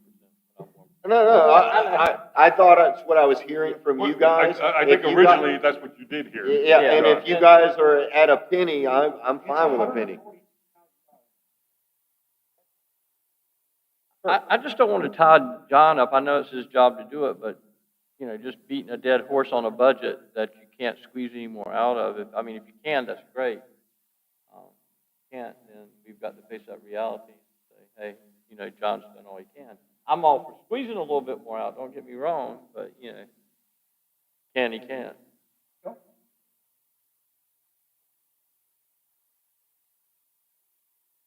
you're not being a bad guy. Hey, just saying, Doug, let me take some of your weight from you, not your physical weight, but. All right, let Joe go, If you want to be the bad guy, it's your business, but I'm here to tell you, everybody here has been doing this for a day or two, I'm assuming. Hey, use the microphone, please. I thought I turned my head, excuse me. I have to take it off and like a singer. No, I would like to see, I'm gonna go line by line through it. There's things on here that I don't know what the hell it is, okay? I need, the directors, right, to say, do I need that? I've been asked that question 100 times, and where people look at me like, why are you asking for that much money, Mr. Brown? Go back and rethink that, look at that, And I know you're saying you're cutting off supplies, you're cutting this, cutting that, I know Tank needs that piece of equipment that cuts the grass. What's the alternative to that? Having more people on the ground doing it, Can't give them more personnel, we give them the piece of equipment that they needs to do the job. I'd say everything is on the table except fire and police. Look at what you got. Is it 100% necessary? I will go back and I'll go line by line. I'm retired, I ain't got nothing else to do. But, I don't want to tie your hands. If you think there's some fluff in the budget on fire and police, tell me where it's at. well, There's nothing out of bounds. If we got to go line by line on this, guys, there's going to be a lot of questions get asked. And there's going to be a lot, I will take time off from my full-time job. It'll be my full-time job to come through every freaking department, look at every broom closet if I have to. All right, if you want to make me be that person. now you're really trying to be the bad I'm guy, not looking right? to be, listen, I'm not looking to be the IG on this, okay? But I've done that job before. And I know how to get a checklist together, and I know how to ask the tough questions. But I don't think you're going to be a very happy freaking department head if that happens. All right? And what I really want is a happy department head, and I want happy employees. If that means they need better equipment, then give them the equipment they need to do a better job. Okay? Give them the tools they need to be successful is what I'm saying. But you're going to have to find places that are not So I've gone. productive. I've gone line through line on this already, and I've seen places that you cut, and I question why we cut so much. And then I see one area in particular sticks out. We didn't allocate any money for it, for the last 4 cycles, and now we got $85,000. So that's just one department. And maybe I don't understand the whole scope of it, but that's, just little things. I've gone line by line through every All All right, so so. But it's up So to John, I this, trust so, John. so at this point, John, what I hear us doing is we're tossing the ball back at you. I think you've heard everybody, and you can summarize it as well as I can. I think you're pretty much, you're being asked for that one, at least one cents, if not two. And we are, I think, fairly in agreement that fire and police has got to be looked at, and how do we make them more competitive. I will offer this to you, John, if you want to do this, and the board wants to do this. It is a suggestion that I've heard that some county folks have done in the past. But if you want to bring each department head in with the board one at a time, and we sit down and go line item by line item, and they have to be able to spend each line item, I am more than willing to sit here and go through that process. I don't think anybody wants to, but I'm willing to, if that makes your job easier and it gets us to what we're trying to do for the citizens. I think, John, what you're also fighting here, which I don't think it's a bad fight, but you got 3 new commissioners that have a pretty good ear to the ground at this point, why they got elected. And I think they're trying to meet those commitments based on why they got elected. And I think that's part of and I'm not saying this is a negative word here, but I think that's part of the tension that you're dealing with. And I think there is this perception that Doug brings out clearly, and that Jeff pointed out a few weeks ago. Where does the spending stop? How do we manage to spend every dime we get over year after year and continue to ask for more? And outside of, you've got to look at your personnel and how do you take care of raises. There's nothing we can do about insurance. The things that we can't fix, we need to know what those are probably. But the things that we can fix, do we have to have this whiz-bang, whatever it is, to be successful next year? How were we so successful with a $6.5 million budget, and now the only way to be successful is to have a $7.5 million budget? All right, board members, if there's nothing else, I think the best thing to do is we've handed that back to John, and you can tell he's got the Greek thinker mode on right now. So we've handed it back to him, and we move on. Just like pickle. Take that 150,000 out and it's solved. Well, and we're probably getting ready to just ruin this budget with the next topic anyway. So, If any of you all have questions, you want to come in and meet with me and Sonia just to go over, so you have a better understanding. We would love to do that before we get into a group discussion with individuals. I prefer it between us and Sonia. We've been with them around and around. We brought them back in. Hey guys, we gotta look, dig hard. And you look at some of these departments, we've really, really hit some of them Jacob hard. Jacob really took the brunt of it. Jacob's a good example.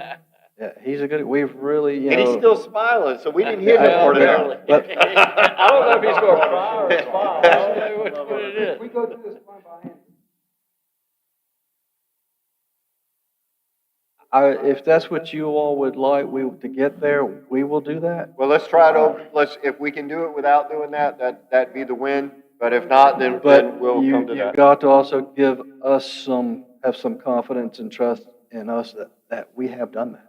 Yeah. And that is our job. And that's what I was And saying that- earlier. And that's when I come to you and say, I got you to next 0, and it wasn't easy, you got to believe me.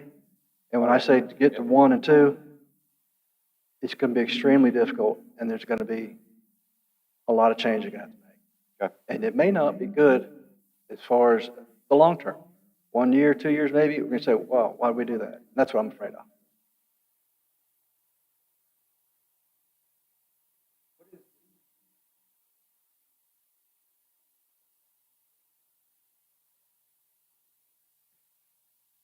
I'm going to turn that to Sonia. She's got those slides for you. I think you got copies. She's going to give you some trends on where you are with fund balance. I'm going to let her do that.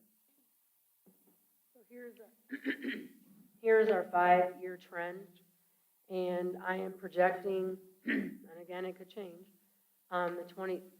at June 30, 2024. Now that 688,000 is what you have in your in the budget that he was just going over. So if we do that, then your unassigned fund balance, projected unassigned fund balance would be 2.9 million. Well, right now it's like 80-something%, but.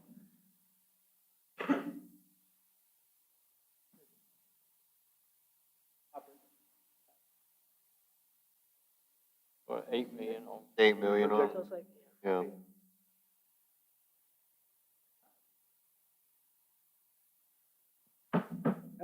no. Compared to other municipalities.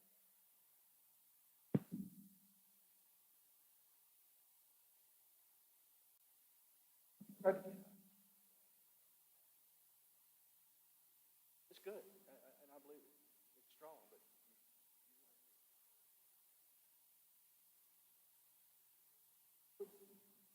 Whether we would be reimbursed, maybe reimbursed. As we found out years down the road Right. for the reimbursement, It took us 5-6 years to get it all back, right? right?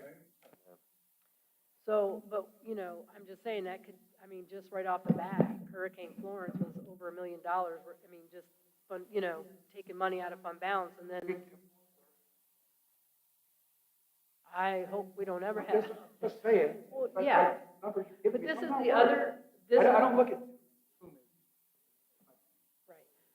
But this is the other thing that we have to be very careful of is when we do our audits, the LGC looks at your fund balance every year, and if it starts dwindling down, so what's going to happen is if things happen throughout the year, say we take things out and we have to do repair maintenance to a building or whatever, we're going to come before you. Correct, and we'll amend the budget and all that stuff, but when we start dwindling that down, the LGC is probably going to say, hey, we just, what's the problem? You know, because you were here, and then, you know. It'd be a red flag to them, and they'd want to It come in would. and start really, I'm just saying, pretty much managing the town. Would they pretty much manage the town at that point if they came Oh, in? no, we're way, No, we're you way have from to that. not. I'm getting some.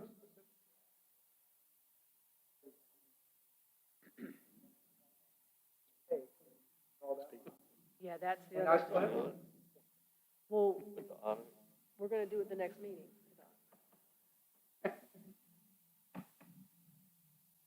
I get the sense that the board is interested in drawing down some of that fund balance. You've appropriated about 688,000 for special projects. That's okay. Would you be open to the idea to reduce the taxes 1 or 2 cents, but allow us to appropriate some fund balance to put back some things that I think really need to be in there? And maybe look at it as a multi-year budget to get to where you want to be, maybe 1 cent this year, maybe 1 cent the next year. But make sure I have some things in there that I really think need to be there. I am. And that way, we're going to buy down your fund balance by doing some good things. And I think will continue our operations that the citizens won't feel any effect, that we've got to make some changes. I'm not opposed to it, but Because I- if we go to, say we go to 3% pot of money of salaries for a merit, we got 2 in there, so that means I got to find, I don't even know what 1% of salaries is, but I got to find that 1% on top of, well, what I that 70 or don't want 140,000. to see us do, and I've seen us do it before, is, and I just don't think it's good budgeting, is I don't want to see us use fund balance on recurring expenses. Because eventually that's going to bite you, and you got to figure out in your budget how to pay for that. And that's probably what we're experiencing right now. Is sure, we you've probably- built a model we- over time that we're trying to turn on We paid overnight. for Yeah, stuff yep. out of the AARP, and we paid for stuff out of our fund balance over time. Hey, Jeff. Either that or I'll sit over that table.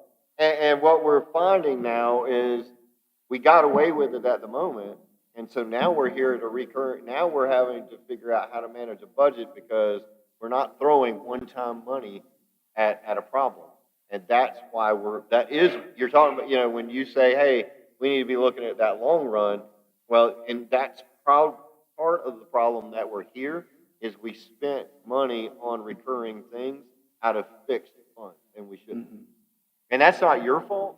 That's, But if you that's, manage your budget properly over the whole entire fiscal year, you will end the year,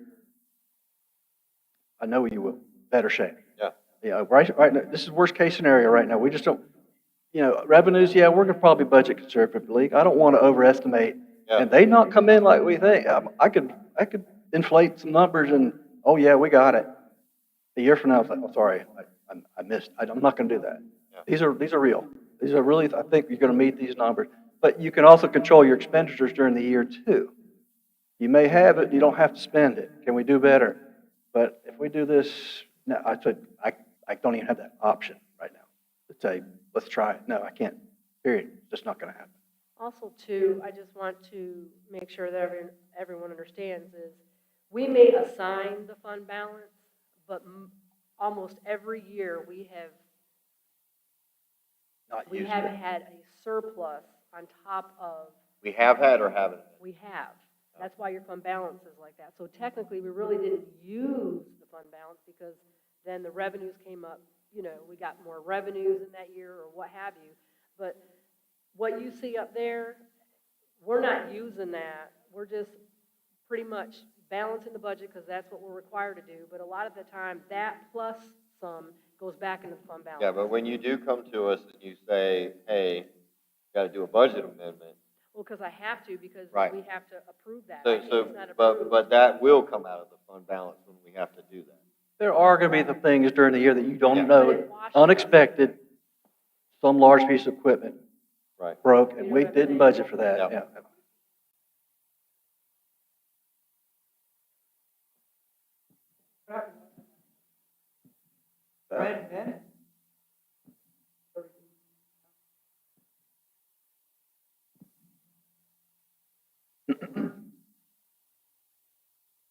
Know that some money on it, but federal.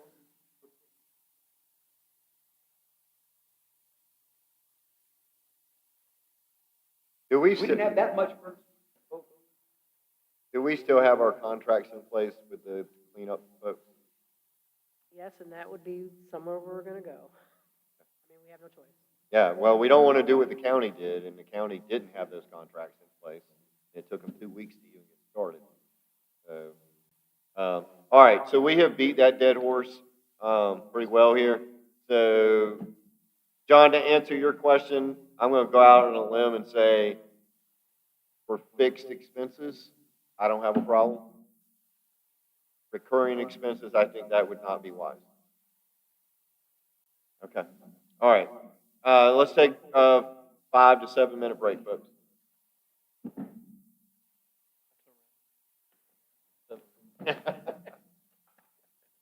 Joe's about to die.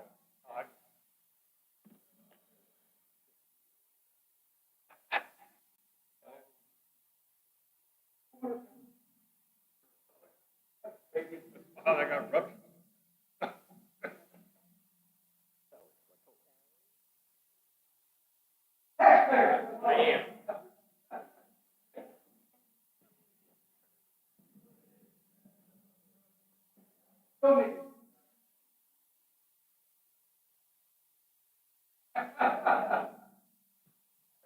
Oil.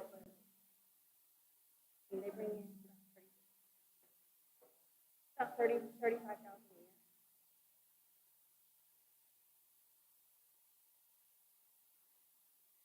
I mean, before we were, before we had.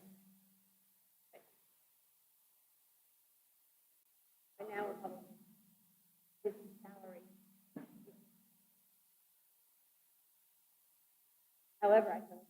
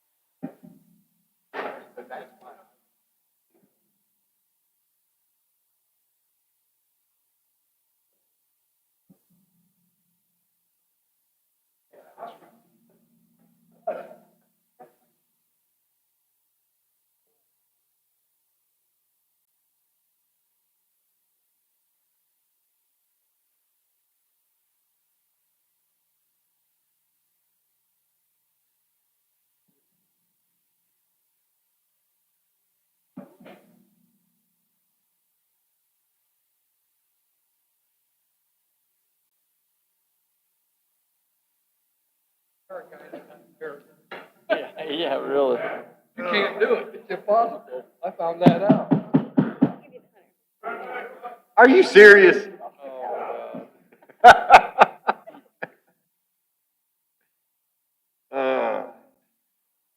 All right, we'll extend to 2 minutes, guys. Joe. Planning left, it's direct report to the man. It was 100.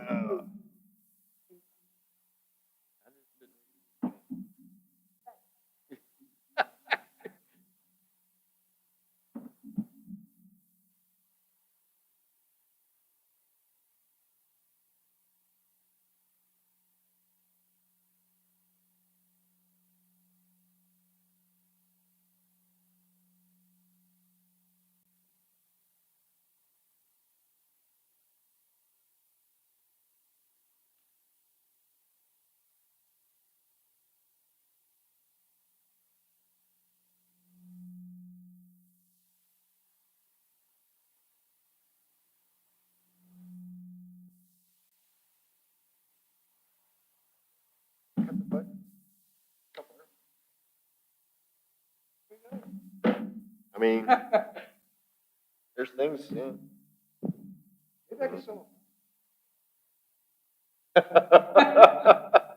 Man, what did you do to him, man?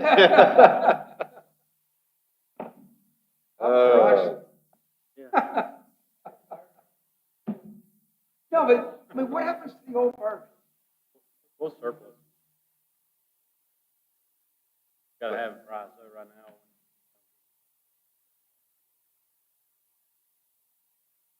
Say surplus. Sell it. All right,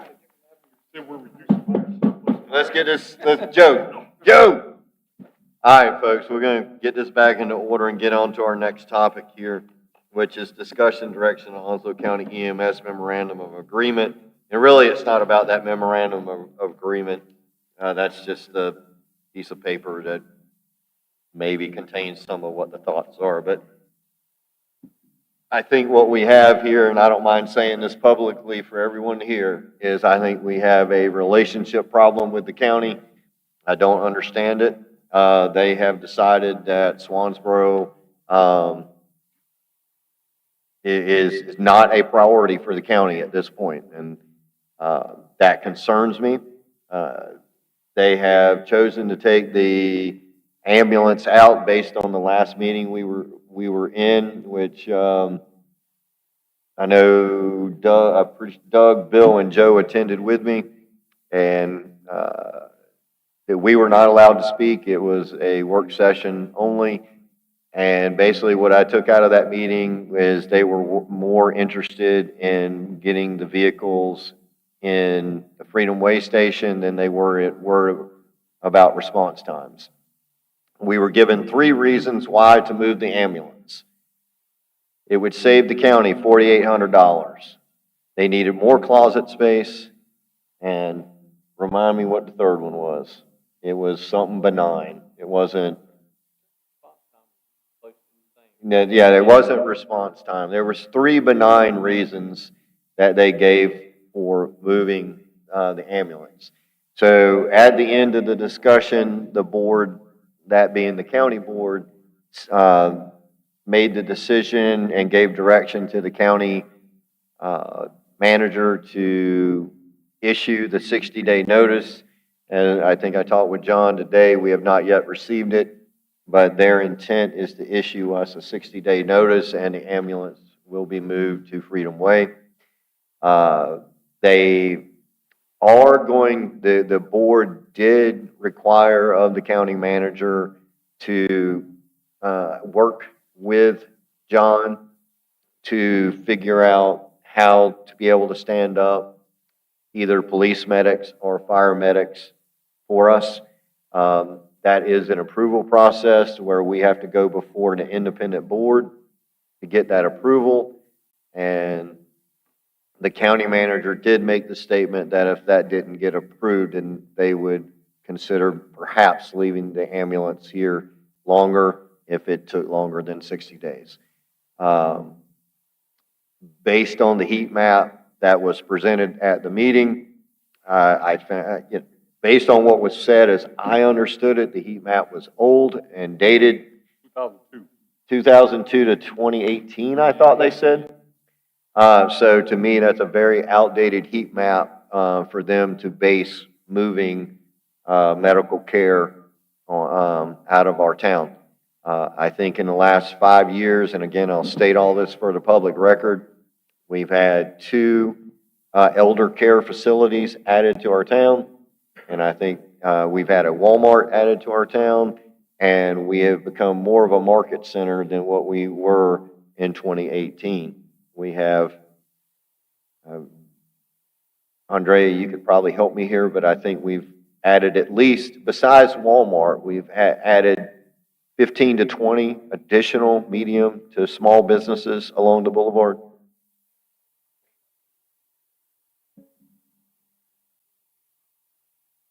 And so, and we're just fine, and that's new information as well.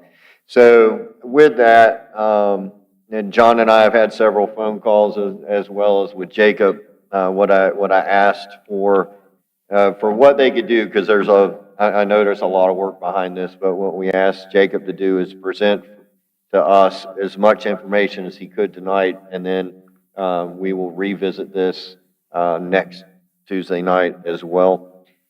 And the way, as Doug requests this, I think it's a good request. What is my vision as the mayor on this? So my vision as the mayor on this is, if the county continues to pursue the pathways that they are pursuing, then I feel like, unfortunately, and this is where I told you guys, you want to see your budget get messed up? Well, I'm getting ready to mess up your budget. That we have to put a 3 to 5 year plan in place to stand up an ambulance or rescue squad in our town. And what I would rather see is that the county would partner with us as they were doing, they would staff as they were doing, and we would go with that route. But that's not what the county is doing right now. The county is struggling to staff. They are 16 paramedics short, and why they're unable to get staffed, I don't know. But it obviously is affecting us. So in 3 to 5 years, we need to be looking at how we can stand up an ambulance. In the meantime, I believe that we need to put fire and police paramedics on the table, and we need to figure out how to get them that portion of it ASAP. And rather that be. The idea in this is, and what they said in the meeting too, the idea in this is that our first responders there first, start applying care immediately until their ambulance can show up, thus reducing the objective, just to reduce the response time. That the person that's injured, hurt, or needs medical help is getting it. And that's the bottom line. Well, and I'll take it at another level, and then the reason why I say fire medic and not EMS is, we could hire EMS, but fire medic comes with authority to be able to do things like call the helicopter into town and do things like that we currently can't do. To me, we need to have, our town is busy enough and big enough, because the other argument is this, is, right, all of you guys have to do this, whether you realize it or not, but I'm sure you do. You don't service a town of 4,000. You're employed by a town of 4,000. You don't service a town of 4,000. You're servicing a town of 35 to 40,000 people a day, especially in the summer, if not more. And we can't expect our police and our fire and to have medical issues. They can't chase a fire, and what if they would have been at that fire over in White Oak Crossings and we'd have had a heart attack in Swansboro? How are we going to support that? And I think it's incumbent upon us as one of our roles, as Doug pointed out in the earlier discussions, is our fire, EMS, and police. And we've got to be, in my mind, if the county is not going to provide our residents, oh, by the way, which are county residents and are paying county taxes, and again, I'm saying this in the microphone and on purpose for whoever at the county wants to hear this, because, yeah, I'm not happy with you, Onslow County, is that our county, our folks that live in the town of Swansboro are county tax-paying citizens, but they are not getting the service. When you move that ambulance, you increase the response time from 2 to 3 minutes easily, because it's 3.6 miles out of our town. And if it needs to be staffed and back in our structure, and it needs to be staffed properly 24/7, what they were originally doing. So anyway, I say all that to get back to where we need to be. I think we need to be looking at an immediate course of action to stand up fire/police medics, and I think that can be looked at on both sides, not just one side. And I think we need to build that program, and in 3 to 5 years, if not sooner, be able to put an ambulance rescue squad in place. And so that's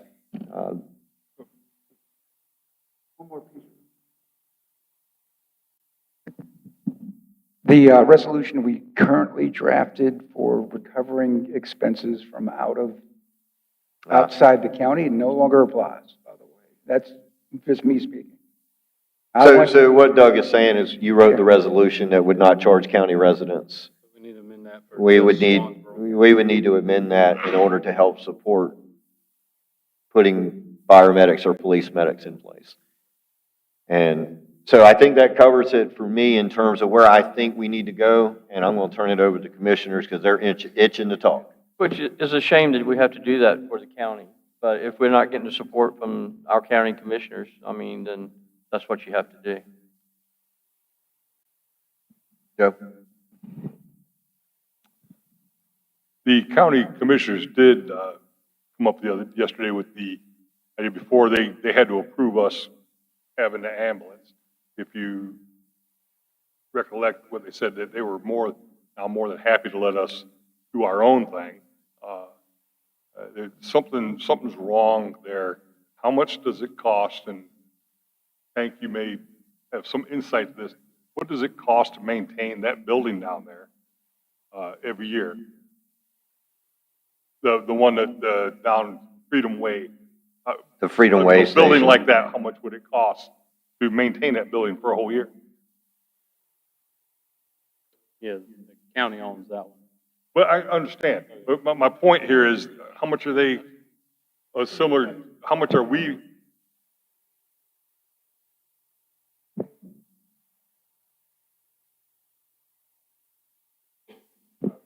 Well, when you're trying to save $4,800 in a $345 million budget, Right. that's Well, pretty silly to Well, me. they're trying to save $4,800. What does it cost to maintain that building? That's an asset that they could sell off and, still have the ambulance here. Yeah. It's crazy what they're doing. No, That's a moot point at this time, Tank, but, I really think it's sorry that we have a resident of Swansboro on the board and he didn't do anything for us, just so anybody knows that. My frustration on that point too is, the way they came and got the ambulance. They just came, between the hours of midnight and 5 in the morning or something, something like that? You just kind of snuck out here and, maybe we should have reported it stolen or something, and then Dwayne could have gone and arrested somebody. No, the director could not or would not answer the question, what was the urgency? I don't know the young lady that was asking that. Miss Lisa Carpenter did. And I will say that Commissioner Carpenter and Commissioner Scott both were very supportive. But our Swansboro resident wasn't. Excuse me, I'm sorry. Yes, sir. No, who's next? I've already submitted a letter for public record. I think, Elisa, I told you that. I wanted to enter that in the public record, make sure that it gets plenty of publicity up there at the county. Do we have a copy of it? Yeah, she's done. She's got For it. all of us? Oh, no. Oh, well, you can provide that to I have everybody a if you want. copy at home. Yeah, he's got a copy. Good piece. This to me doesn't make, it doesn't have a lick of common sense behind it. Because the data supports, and I've seen the heat maps through the EOC that Jacob's provided for us. There's nothing up there that's pulled that ambulance in the way of growth or anything else that far. Unless they, like I said, they're struggling to staff a dwindling supply of EMT folks. I get it. With a $345 million budget, I think I'd find a way to do it, though, a little bit more efficiently than they have. I think some of this is based on personal.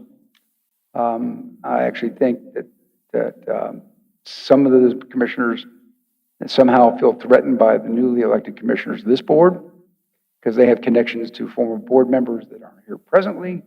And I'm sad to say this has come to that, though. But then they're gonna take it out on the citizen. And the citizens, in an area of public safety, it appalls me. And I'm embarrassed by that. I'm embarrassed for them more than anything. So for the people of Swansboro, rest easy tonight because I think that this commissioner at least, isn't going to let this go by. And I'm going to make this a very public and ugly fight if I have to, but it's going to get plenty of play out there, I think. That's it. And I guess what I probably didn't do well, and I apologize, is give some more background to this. So this started back in 2017, 18, and the town manager at the time and myself worked with the county to get the ambulance here because response times were bad and because of the complaints that we were getting from our elderly residents of the town. And at which time, again, we did have an MOU in place, and like right up until COVID, it was followed with no issue. We had an ambulance here; it was staffed. I'm not aware that the staffing issue just hit a year ago, maybe. Probably. Before that, was it before that? And so we weren't made aware of it until I guess a year or so ago, and then we started calling county commissioners. And then at the last budget cycle, they said they would add, yeah, you're right, so it was more than a year ago, because at the last budget cycle, they said they would add staff and that they were, and of course, they did in the budget, but then they haven't added real people.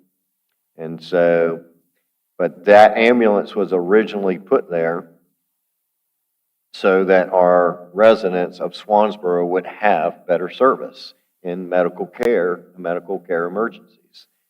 A couple nuances that I think are important. They were brought up at that meeting, so there's no reason not to bring them up at this meeting, but they didn't pay the rent. We weren't even charging them rent, so there was really no reason for them to move, but it was one of those things to cut off your nose to spite your face. Our chief called and asked for piddly pennies to help with a broken door, and they threw the contract at us. Well, our chief did what any good chief would do. He went and read the contract and said, oh, I don't remember getting this money in my budget, and went and talked to our finance officer, and we realized that the county had not been keeping their end of the MOU, which ended up being a $20,000 deficit. So I'm assuming we will see that at some point, or sign it in, or we already signed it in consent. We did it in consent probably. And so that's $20,000 over $600. So, and as you can tell, it's, again, I don't know, maybe Doug's right, maybe it's something personal. I don't know. It doesn't make any sense to me to move an ambulance when you can't justify that you're improving your response times, and you're certainly degrading your response times in the town of Swansboro. So the not having enough closet space, I thought was the most ridiculous excuse to move an ambulance I'd ever heard. And why didn't they approach our chief and say, hey, we could use some more storage space. How easy a question is that, right? And so with that said, I think Jacob, so what we would ask of you is to, next steps. How do we do this? How do we proceed? What's the initial cost going to be? Or can we do this in 60 days? Because they think we can. And if, so take us through what the process is, educate us, and certainly, from your professional opinion in terms of response times and your experience of what you've seen and recorded. And so just the whole board knows, I've asked Jacob for a heat map that goes from Piney Green to Maysville or Stella to the White Oak River to Bear Creek, so that we have the real data that we can see and make better decisions on that. So with that, I'll turn it over to you, Jacob. All right. So the EMS process, the independent board you spoke of, is the meeting was today, so it's another 90 days before that can occur, unless we call for a special meeting. The biggest thing is having the plan in place and commitment if the county is going to work with us for funding it, because we're going to have to hire paramedics. We've only got, myself included, 4 on staff, and those other 3 are part-time. So we would be looking at personnel, we would be looking at the state-required equipment, if that is for a quick response vehicle, so we can either utilize a small pickup truck or the fire engines. There's a different list for that if we actually get a transport unit. And then working with the county to see if they're going to provide a transport unit, we just staff it. There's different options. So it's really a direction of, if you want me to start from scratch building our system, or do y'all want me to approach as if we're going to staff the ambulance that the county provides and approach it that way to work out a membership. But I mean, really, the possibilities are endless. I just want to rest assured that we're still responding as a first responder agency currently. The impact that we are seeing is the prolonged on-scene times waiting for a transport unit. And not necessarily an ambulance location issue as much as it is a staffing issue. Even though Medic 5 was our ambulance, it might be in Western Boulevard and we're getting units coming from Sneed's Ferry. So it just really depends, because they are countywide. So we are responding, we're on scene, but that takes us away from responding to fires. Just like you said, if we were on a fire and somebody had a heart attack, we're not able to answer it. They are waiting for them. But so really the direction is up to y'all. Do we want to do a quick response vehicle, a transport unit? I can build out a plan for all of them. 6 months was how quickly we did the one for Indian Beach. They actually got the SAFER grant for personnel, so they were already working towards that, but we were ready to go in 6 months. So as aggressive as we can be, we just need to know the funding source and how we want to approach it. So. Well, and I'll get you, Bill, but my thought is we need to, if we get one person on staff, either on the police or the fire side, I don't know if it needs to be 24/7. I don't know the answer to that. You're going to have to tell us how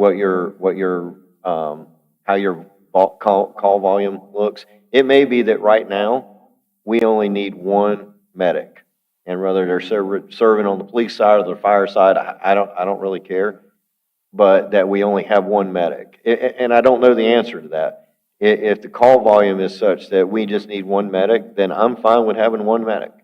And then if that means that we can use somebody that's already on staff and get them trained, or if they're, if you've got somebody that's close, then that's great. Or, fire medic or whatever. I don't know that we need to look at this, because the way I see it is this: we need, and board, y'all chime in at any point, except for Bill, because he already is going to chime in. But we've got to put the support in place to make up for the deficiency that we have in the county right now. And we have a staffing deficiency, and then obviously now we have an ambulance that's no longer, and this is really not new, honestly. I mean, the ambulance has been at Piney Green, it's been at 172, it's been everywhere but Swansboro for the last 6 months to a year. So with that, I feel like that we need at least one person that's trained and allowed to respond. Now, whether that's you There's a risk with that, right? Because you're supposed to be chief, you're not supposed to be paramedic. So there's a risk if that's just you. But it's my mind that I don't see, like I said, 3 to 5 years out is where I see us having to have a rescue squad or an ambulance in place. I would love to see us, it's sad, because you know where that rescue building out there came from, right? It started here. It started here, and then we moved it out there. So we used to have a good volunteer squad, right? That's right, that's right. And then they moved it out there when the county took it over. And instead of keeping it here. So we're yo-yoing, and at some point we got to get this yo-yo stopped. So that's where I see us, board. Y'all can agree or disagree, but I see us starting small, and we need to be in a support role. It's not like they're going to quit responding to Swansboro, Correct. but I feel that we need a paramedic on staff at least during critical times to be able to make that call. If you got somebody having a heart attack or a stroke, as I understand it, there's certain medications that you can prescribe or what do you call it? Administer, thank you, that an EMS person can't do. And you're on the phone with the doctor saying, I'm getting ready to do this, and they're like, all right, go ahead. Well, paramedics have standing protocols that the county medical director establishes, so there is different levels of medication based on the level of service you're providing. So there's the EMT basic, which we respond. You can give like aspirin and nitro, start patient care and vital assessment. But a paramedic can do 12 lead interpretation. So look at your heart. We can start IVs. We can do different antiarrhythmics. There is a great increase in that service level. One person on staff is a very minimum. I would definitely say looking at least 3, 1 per shift, so then your coverage is not lapsed, or even a peak hour, like you mentioned, when the call volume. So I'll definitely put that together for the presentation. Well, I think just based on the experience we've had recently, the less dependent we can be on the county, the better. The sooner, the better. I mean, I know you're saying 3 to 5, and you know far better than I would, but you said you were up and running with Indian Beach in 6 months. That's correct. You know, wouldn't have a problem with that, to be honest with you. I just think we got burned a little bit with the county, and it's a shame. I would much prefer working with the county and cooperating and us helping one another, but I'm a little leery of it at this point right now. But again, that's affecting our budget again, so it's getting this little vicious circle that we're getting in. And that's why I said start small. Yep. And if we can just at least get one person during what we believe the peak hours are. Go ahead, Doug. Sorry. I agree with the Mayor's plan. I think growing slowly is better than going too fast, possibly. 3 to 5 years is realistic, I think. The other part is, some of this, we'll rewrite that resolution we just passed, is, you know, the only positive I take out of this ridiculous situation is that we'll get some additional revenue for responding to county folks that have accidents in Swansboro that we respond to, or if we respond to them out in the ETJ, you know, through the insurance company recovery program you started and stuff. So some of that gets mitigated through the budget, I guess. We probably won't recover it all, but at least it's a step in the right direction. But it also sends a message to them that we looked out for your interest, but you have no interest in looking out for ours, it looks like. I think we were an honest broker when we wrote that resolution. And I think we had good intentions in our heart, but obviously trust was misplaced. Sure. Ready? Chief. Yes, sir.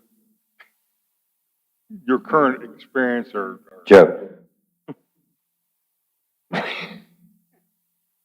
your current experience and your relationship with the county, your opinion, where are we at?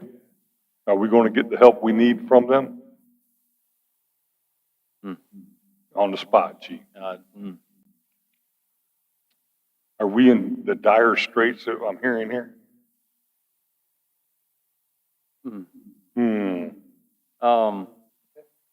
Yeah. I communicate well. How it's received and recepted, I have no answer to. But I've been open and transparent with everybody since I've been here. So I'm going to continue that. Hope to be received in the same way. But your perception or your impression of their willingness to support us. Now, it sounds, and believe me, I'm with you. I got it. But it sounds, it's a horrendous story. Thieves in the night come in and took our ambulance and all of our medical supplies, and they moved them down, a couple miles down the road.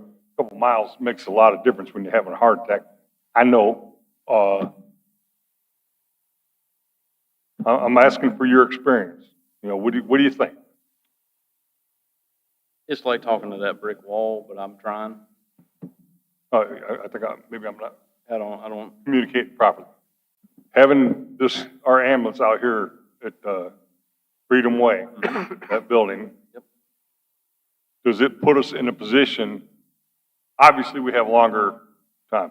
Will we still get the support that we need when we pick up the phone and call 911, need an ambulance? you will, the fire truck is responding. If you call 911 today with a medical emergency, a Swansboro fire truck will pull up within a timely manner. What about the ambulance? Depending on where that ambulance, on the call volume, it may be, I mean, he was stuck on a call over an hour one time waiting on it. So it's just. But that's not a difference in what we had when we had it here, is it? That is Because it no was different. always Yeah, everywhere. it's them relocating is not going to impact how it was now because it's not been this level of service since the MOU was put in place. So really, the fact that they relocated, neither here nor there, we need to support Swansboro. And again, our influx coming into the season, our, et cetera, the 30,000 people that's coming through here, we need an ambulance. Correct. We're a municipality that needs an ambulance. We don't need it because they took one away from us. We need it because we need one. Well, Joe, I would argue if they were staffing it properly like they were when we first started with the MOU, that you would not be here today and you wouldn't need to ask for an ambulance. That'd be my argument. Correct. If the ultimate underlying issue is staffing and retention. And, you know, the relocation right now is what brought everything to light. But if it Kind of was brought all that to a head. If the system was staffed adequately, if they could get the people, recruitment and retention, there would not be the problem.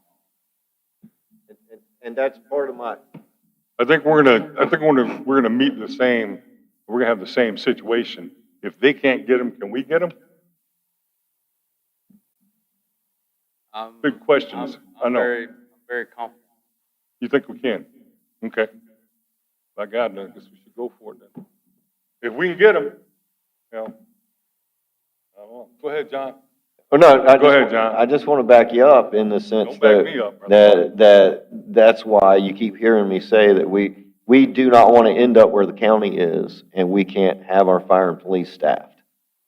We need to make sure that we're taking care of our fire and our police so that they are staffed, so that they can respond. We don't want to be in the situation the county's in and they're having to make these changes and not be, because they can't. Are you saying they're shorting their personnel on pay? I'm just saying. I'm going to plead the fifth on that. I just had to ask that question. All right, hey, Jeff's got the microphone, go ahead. So my question is fairly simple. If we do this, is the county going to cut us off for ambulance service? It really depends on the system plan. Like right now, Camp Lejeune and Onslow are the only two transport agencies. But if we go the QRV or a quick response vehicle route, they still have to be transported. So they would still have to come. See, because That's where you work the plan out. And in the 3 to 5 year plan, that would be where it would be developed into what route. you know, my concern with it is, number one, if you show up and respond, and you do whatever legally you can do as a paramedic. Now, I know, unless things have changed over the years, if that patient has to be transported, you must go with them. You cannot even turn over, you can only turn over a patient with somebody with higher level than you. Yes and no. So depending on the acuity of the call, so if it's a paramedic to paramedic level transfer, a paramedic bus would have to come, or transport unit. There's different avenues. If we do a quick response vehicle and they send a basic level ambulance, that's where more staffing over time would come into play, where that paramedic would stay with the patient and go transport them to the hospital on their ambulance and come back as soon as they're finished, as long as there was another one dedicated to our operation here. So that's- when that that's down the happens, road. when that happens, that's it, you're stuck there. If something else happens down the road, you can't leave. As a paramedic, no, you cannot abandon the patient now. Exactly. So It's it's not gonna matter. So in that situation where you can't go because you're with the patient, would the county respond because you can't go? correct. That's how the EMS system plan works. So if, like right now, they're really strained on units, and if they get 10 calls at one time that depletes the county ambulances, they call automatic aid or mutual aid from different counties or Campbell's unit. So that's how the partnership should work, where they're still helping with providing patient care, because you can't, it's the county's legal responsibility to provide medical care by state statute. So they're legally obligated to it. So if we get a call here and we're already on one, they would have to respond. Because if we're gonna do this the right way, we need more than one, an extra person. Oh, wow, it's We scary. we I need was it, just we thinking need a the same couple. thing. Because Would you number call one, in you're, for 3 to 5? either we're gonna run him ragged in a year, or he's gonna have a nervous breakdown, but we need more than one. 'Cause I know, when I ran down in Pender County for years, the highest level we had back then was EMTI down in Pender County for Pender East. And we had two. And those, they were ran ragged. They were constantly on call, leaving from their house, responding in their vehicle, the private vehicles to get there. So, yeah, this is gonna be a long journey. This isn't gonna be fixed overnight. It's not gonna be fixed next month. It's not. My But, only reason of saying one is because the purpose of this, if the county, big if here, right? But if the county gets staff, and even at the staffing level they're at now, our goal is to supplement what the county is legally supposed to be doing. How many vehicles does the county have? Do we not? It may be irrelevant, but nice. But Or work a partnership out to get one, and that would all be in the plan of how we want to go, so. But I think there's definitely, well, I mean, if you guys want more than one, that's up to you guys, but I think you need to at least start with one. And I don't think it needs to be a new position. I think it's a new position, but it's not necessarily an additional personnel. I think you can take, either current personnel or through attrition, you pick up new personnel that's either a police medic or a fire medic, and then you got to pay them more. It is a higher paying position, and you fill at least one. And if you guys want to go two, that's up to you guys. But something, Jacob, that I think that needs to happen for next week is you got to present to us the data. We need to be able to see real data. We need to be able to see heat maps, response times.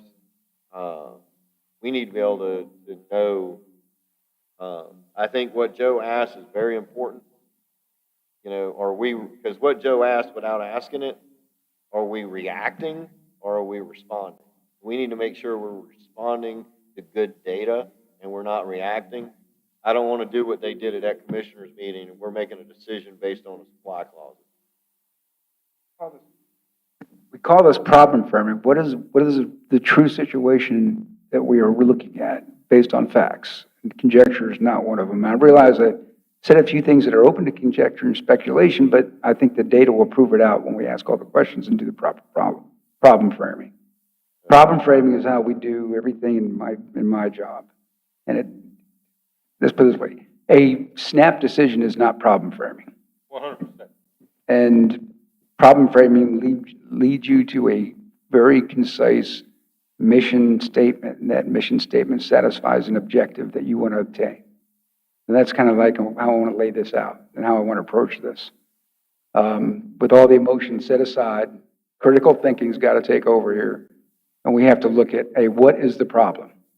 The problem is, do we have a problem with a shortage of EMS medics? And how do we respond to that? I think it's real critical. I'd rather you have too much data next week than not enough data next week. If we get overloaded with data, that's our problem. We need to understand the facts and make sure that we're making the right decision. And I think we can anecdotally see things and understand things based on conversations with professionals in the room and outside the room. But I think it is important that the board and the public, shame on me, the public needs to see this data. John, did we miss anything? Yeah, hang on a second, we John. kind of took off on this thing, and any thoughts, ideas? Is there anything where you think we went right or left on this? You've done this for 30 years, so.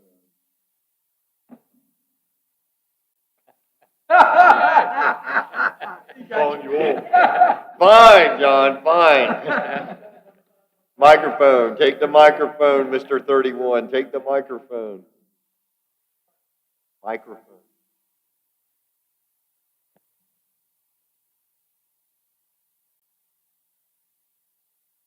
In regard to the budget discussion? No, ambulatory, Ambulance? No. ambulatory care, paramedic, police No, medic. Again, this is new territory. I've done 31 of these, but this will be the first one of those. Okay. I think this is all pretty much new for us. So the more data we can get from the chief. Can you share with the board and, well, it looks like only staff in here today, but it'll be, well, whoever's listening publicly, can you share your perspective on what you've observed as a 31-year professional, what you've observed in this situation? Reiterating what I've heard from you guys at this point in the communication, in the way that it was brought on to us unexpectedly, in the spirit of cooperation, that trust and that level of trust and your commitment to work together as a county and a town just wasn't there. For some reason, I don't know why, and that's disappointing because it's not hurting anyone but Onslow County citizens. That's what we need to fix. Hey, John, after you get your numbers for the calls, and if the numbers are really that much higher than what they showed, it might be a good idea to get up with the county manager and say, these are the real numbers. I don't know what you're showing. Yeah, see, I don't have those. Again, I think I'm waiting to hear from Jacob before I speak out of turn. That there may be some I don't know, but I sure would like to do it on Yeah, not 'cause- knee-jerk, but have Yeah, I real data mean- to present. Well, show me what's going on here. Yeah, well, we're going through this process. It can't hurt to throw it back. Throw it back at them and say, look, hey, these are what our numbers are showing is going on. Not, you're 200, 400 short, per week, whatever. And see if it sticks to the wall. I mean, you just don't know. Because if they're going off of numbers and you can Let's all review. walk the same numbers. Yeah, Yeah, you can spend numbers, but let's all use it in the same way. yeah, so, I mean, that'd be my suggestion is, after you get the numbers, if you could throw them at them and see what happens. Hopefully, maybe, next week we can have that and start that discussion. So also, guys, a couple of you have brought up doing a resolution back to the county of, I don't know what you want to call it, resolution of disagreement or resolution. Do you guys want to hold off on that and see if we make it through this? You want that back on the agenda for next week, that modified resolution? No, the resolution that's a letter basically sent to the county saying that this is dissatisfactory, is this short summary of and the impacts. But we can't really write that if we don't have Jacob's information. Yeah, I'd rather see the information first.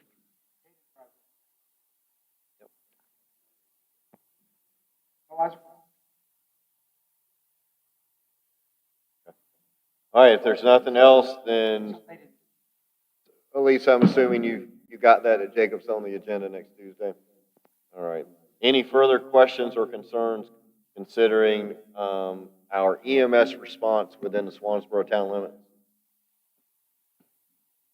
All right, any further questions or concerns about any of the discussions for the meeting tonight? Any further questions or concerns or things that you feel like need to be addressed on Tuesday? Hearing none, do I have a motion to adjourn? So moved. Do I have a second? All in favor? Aye.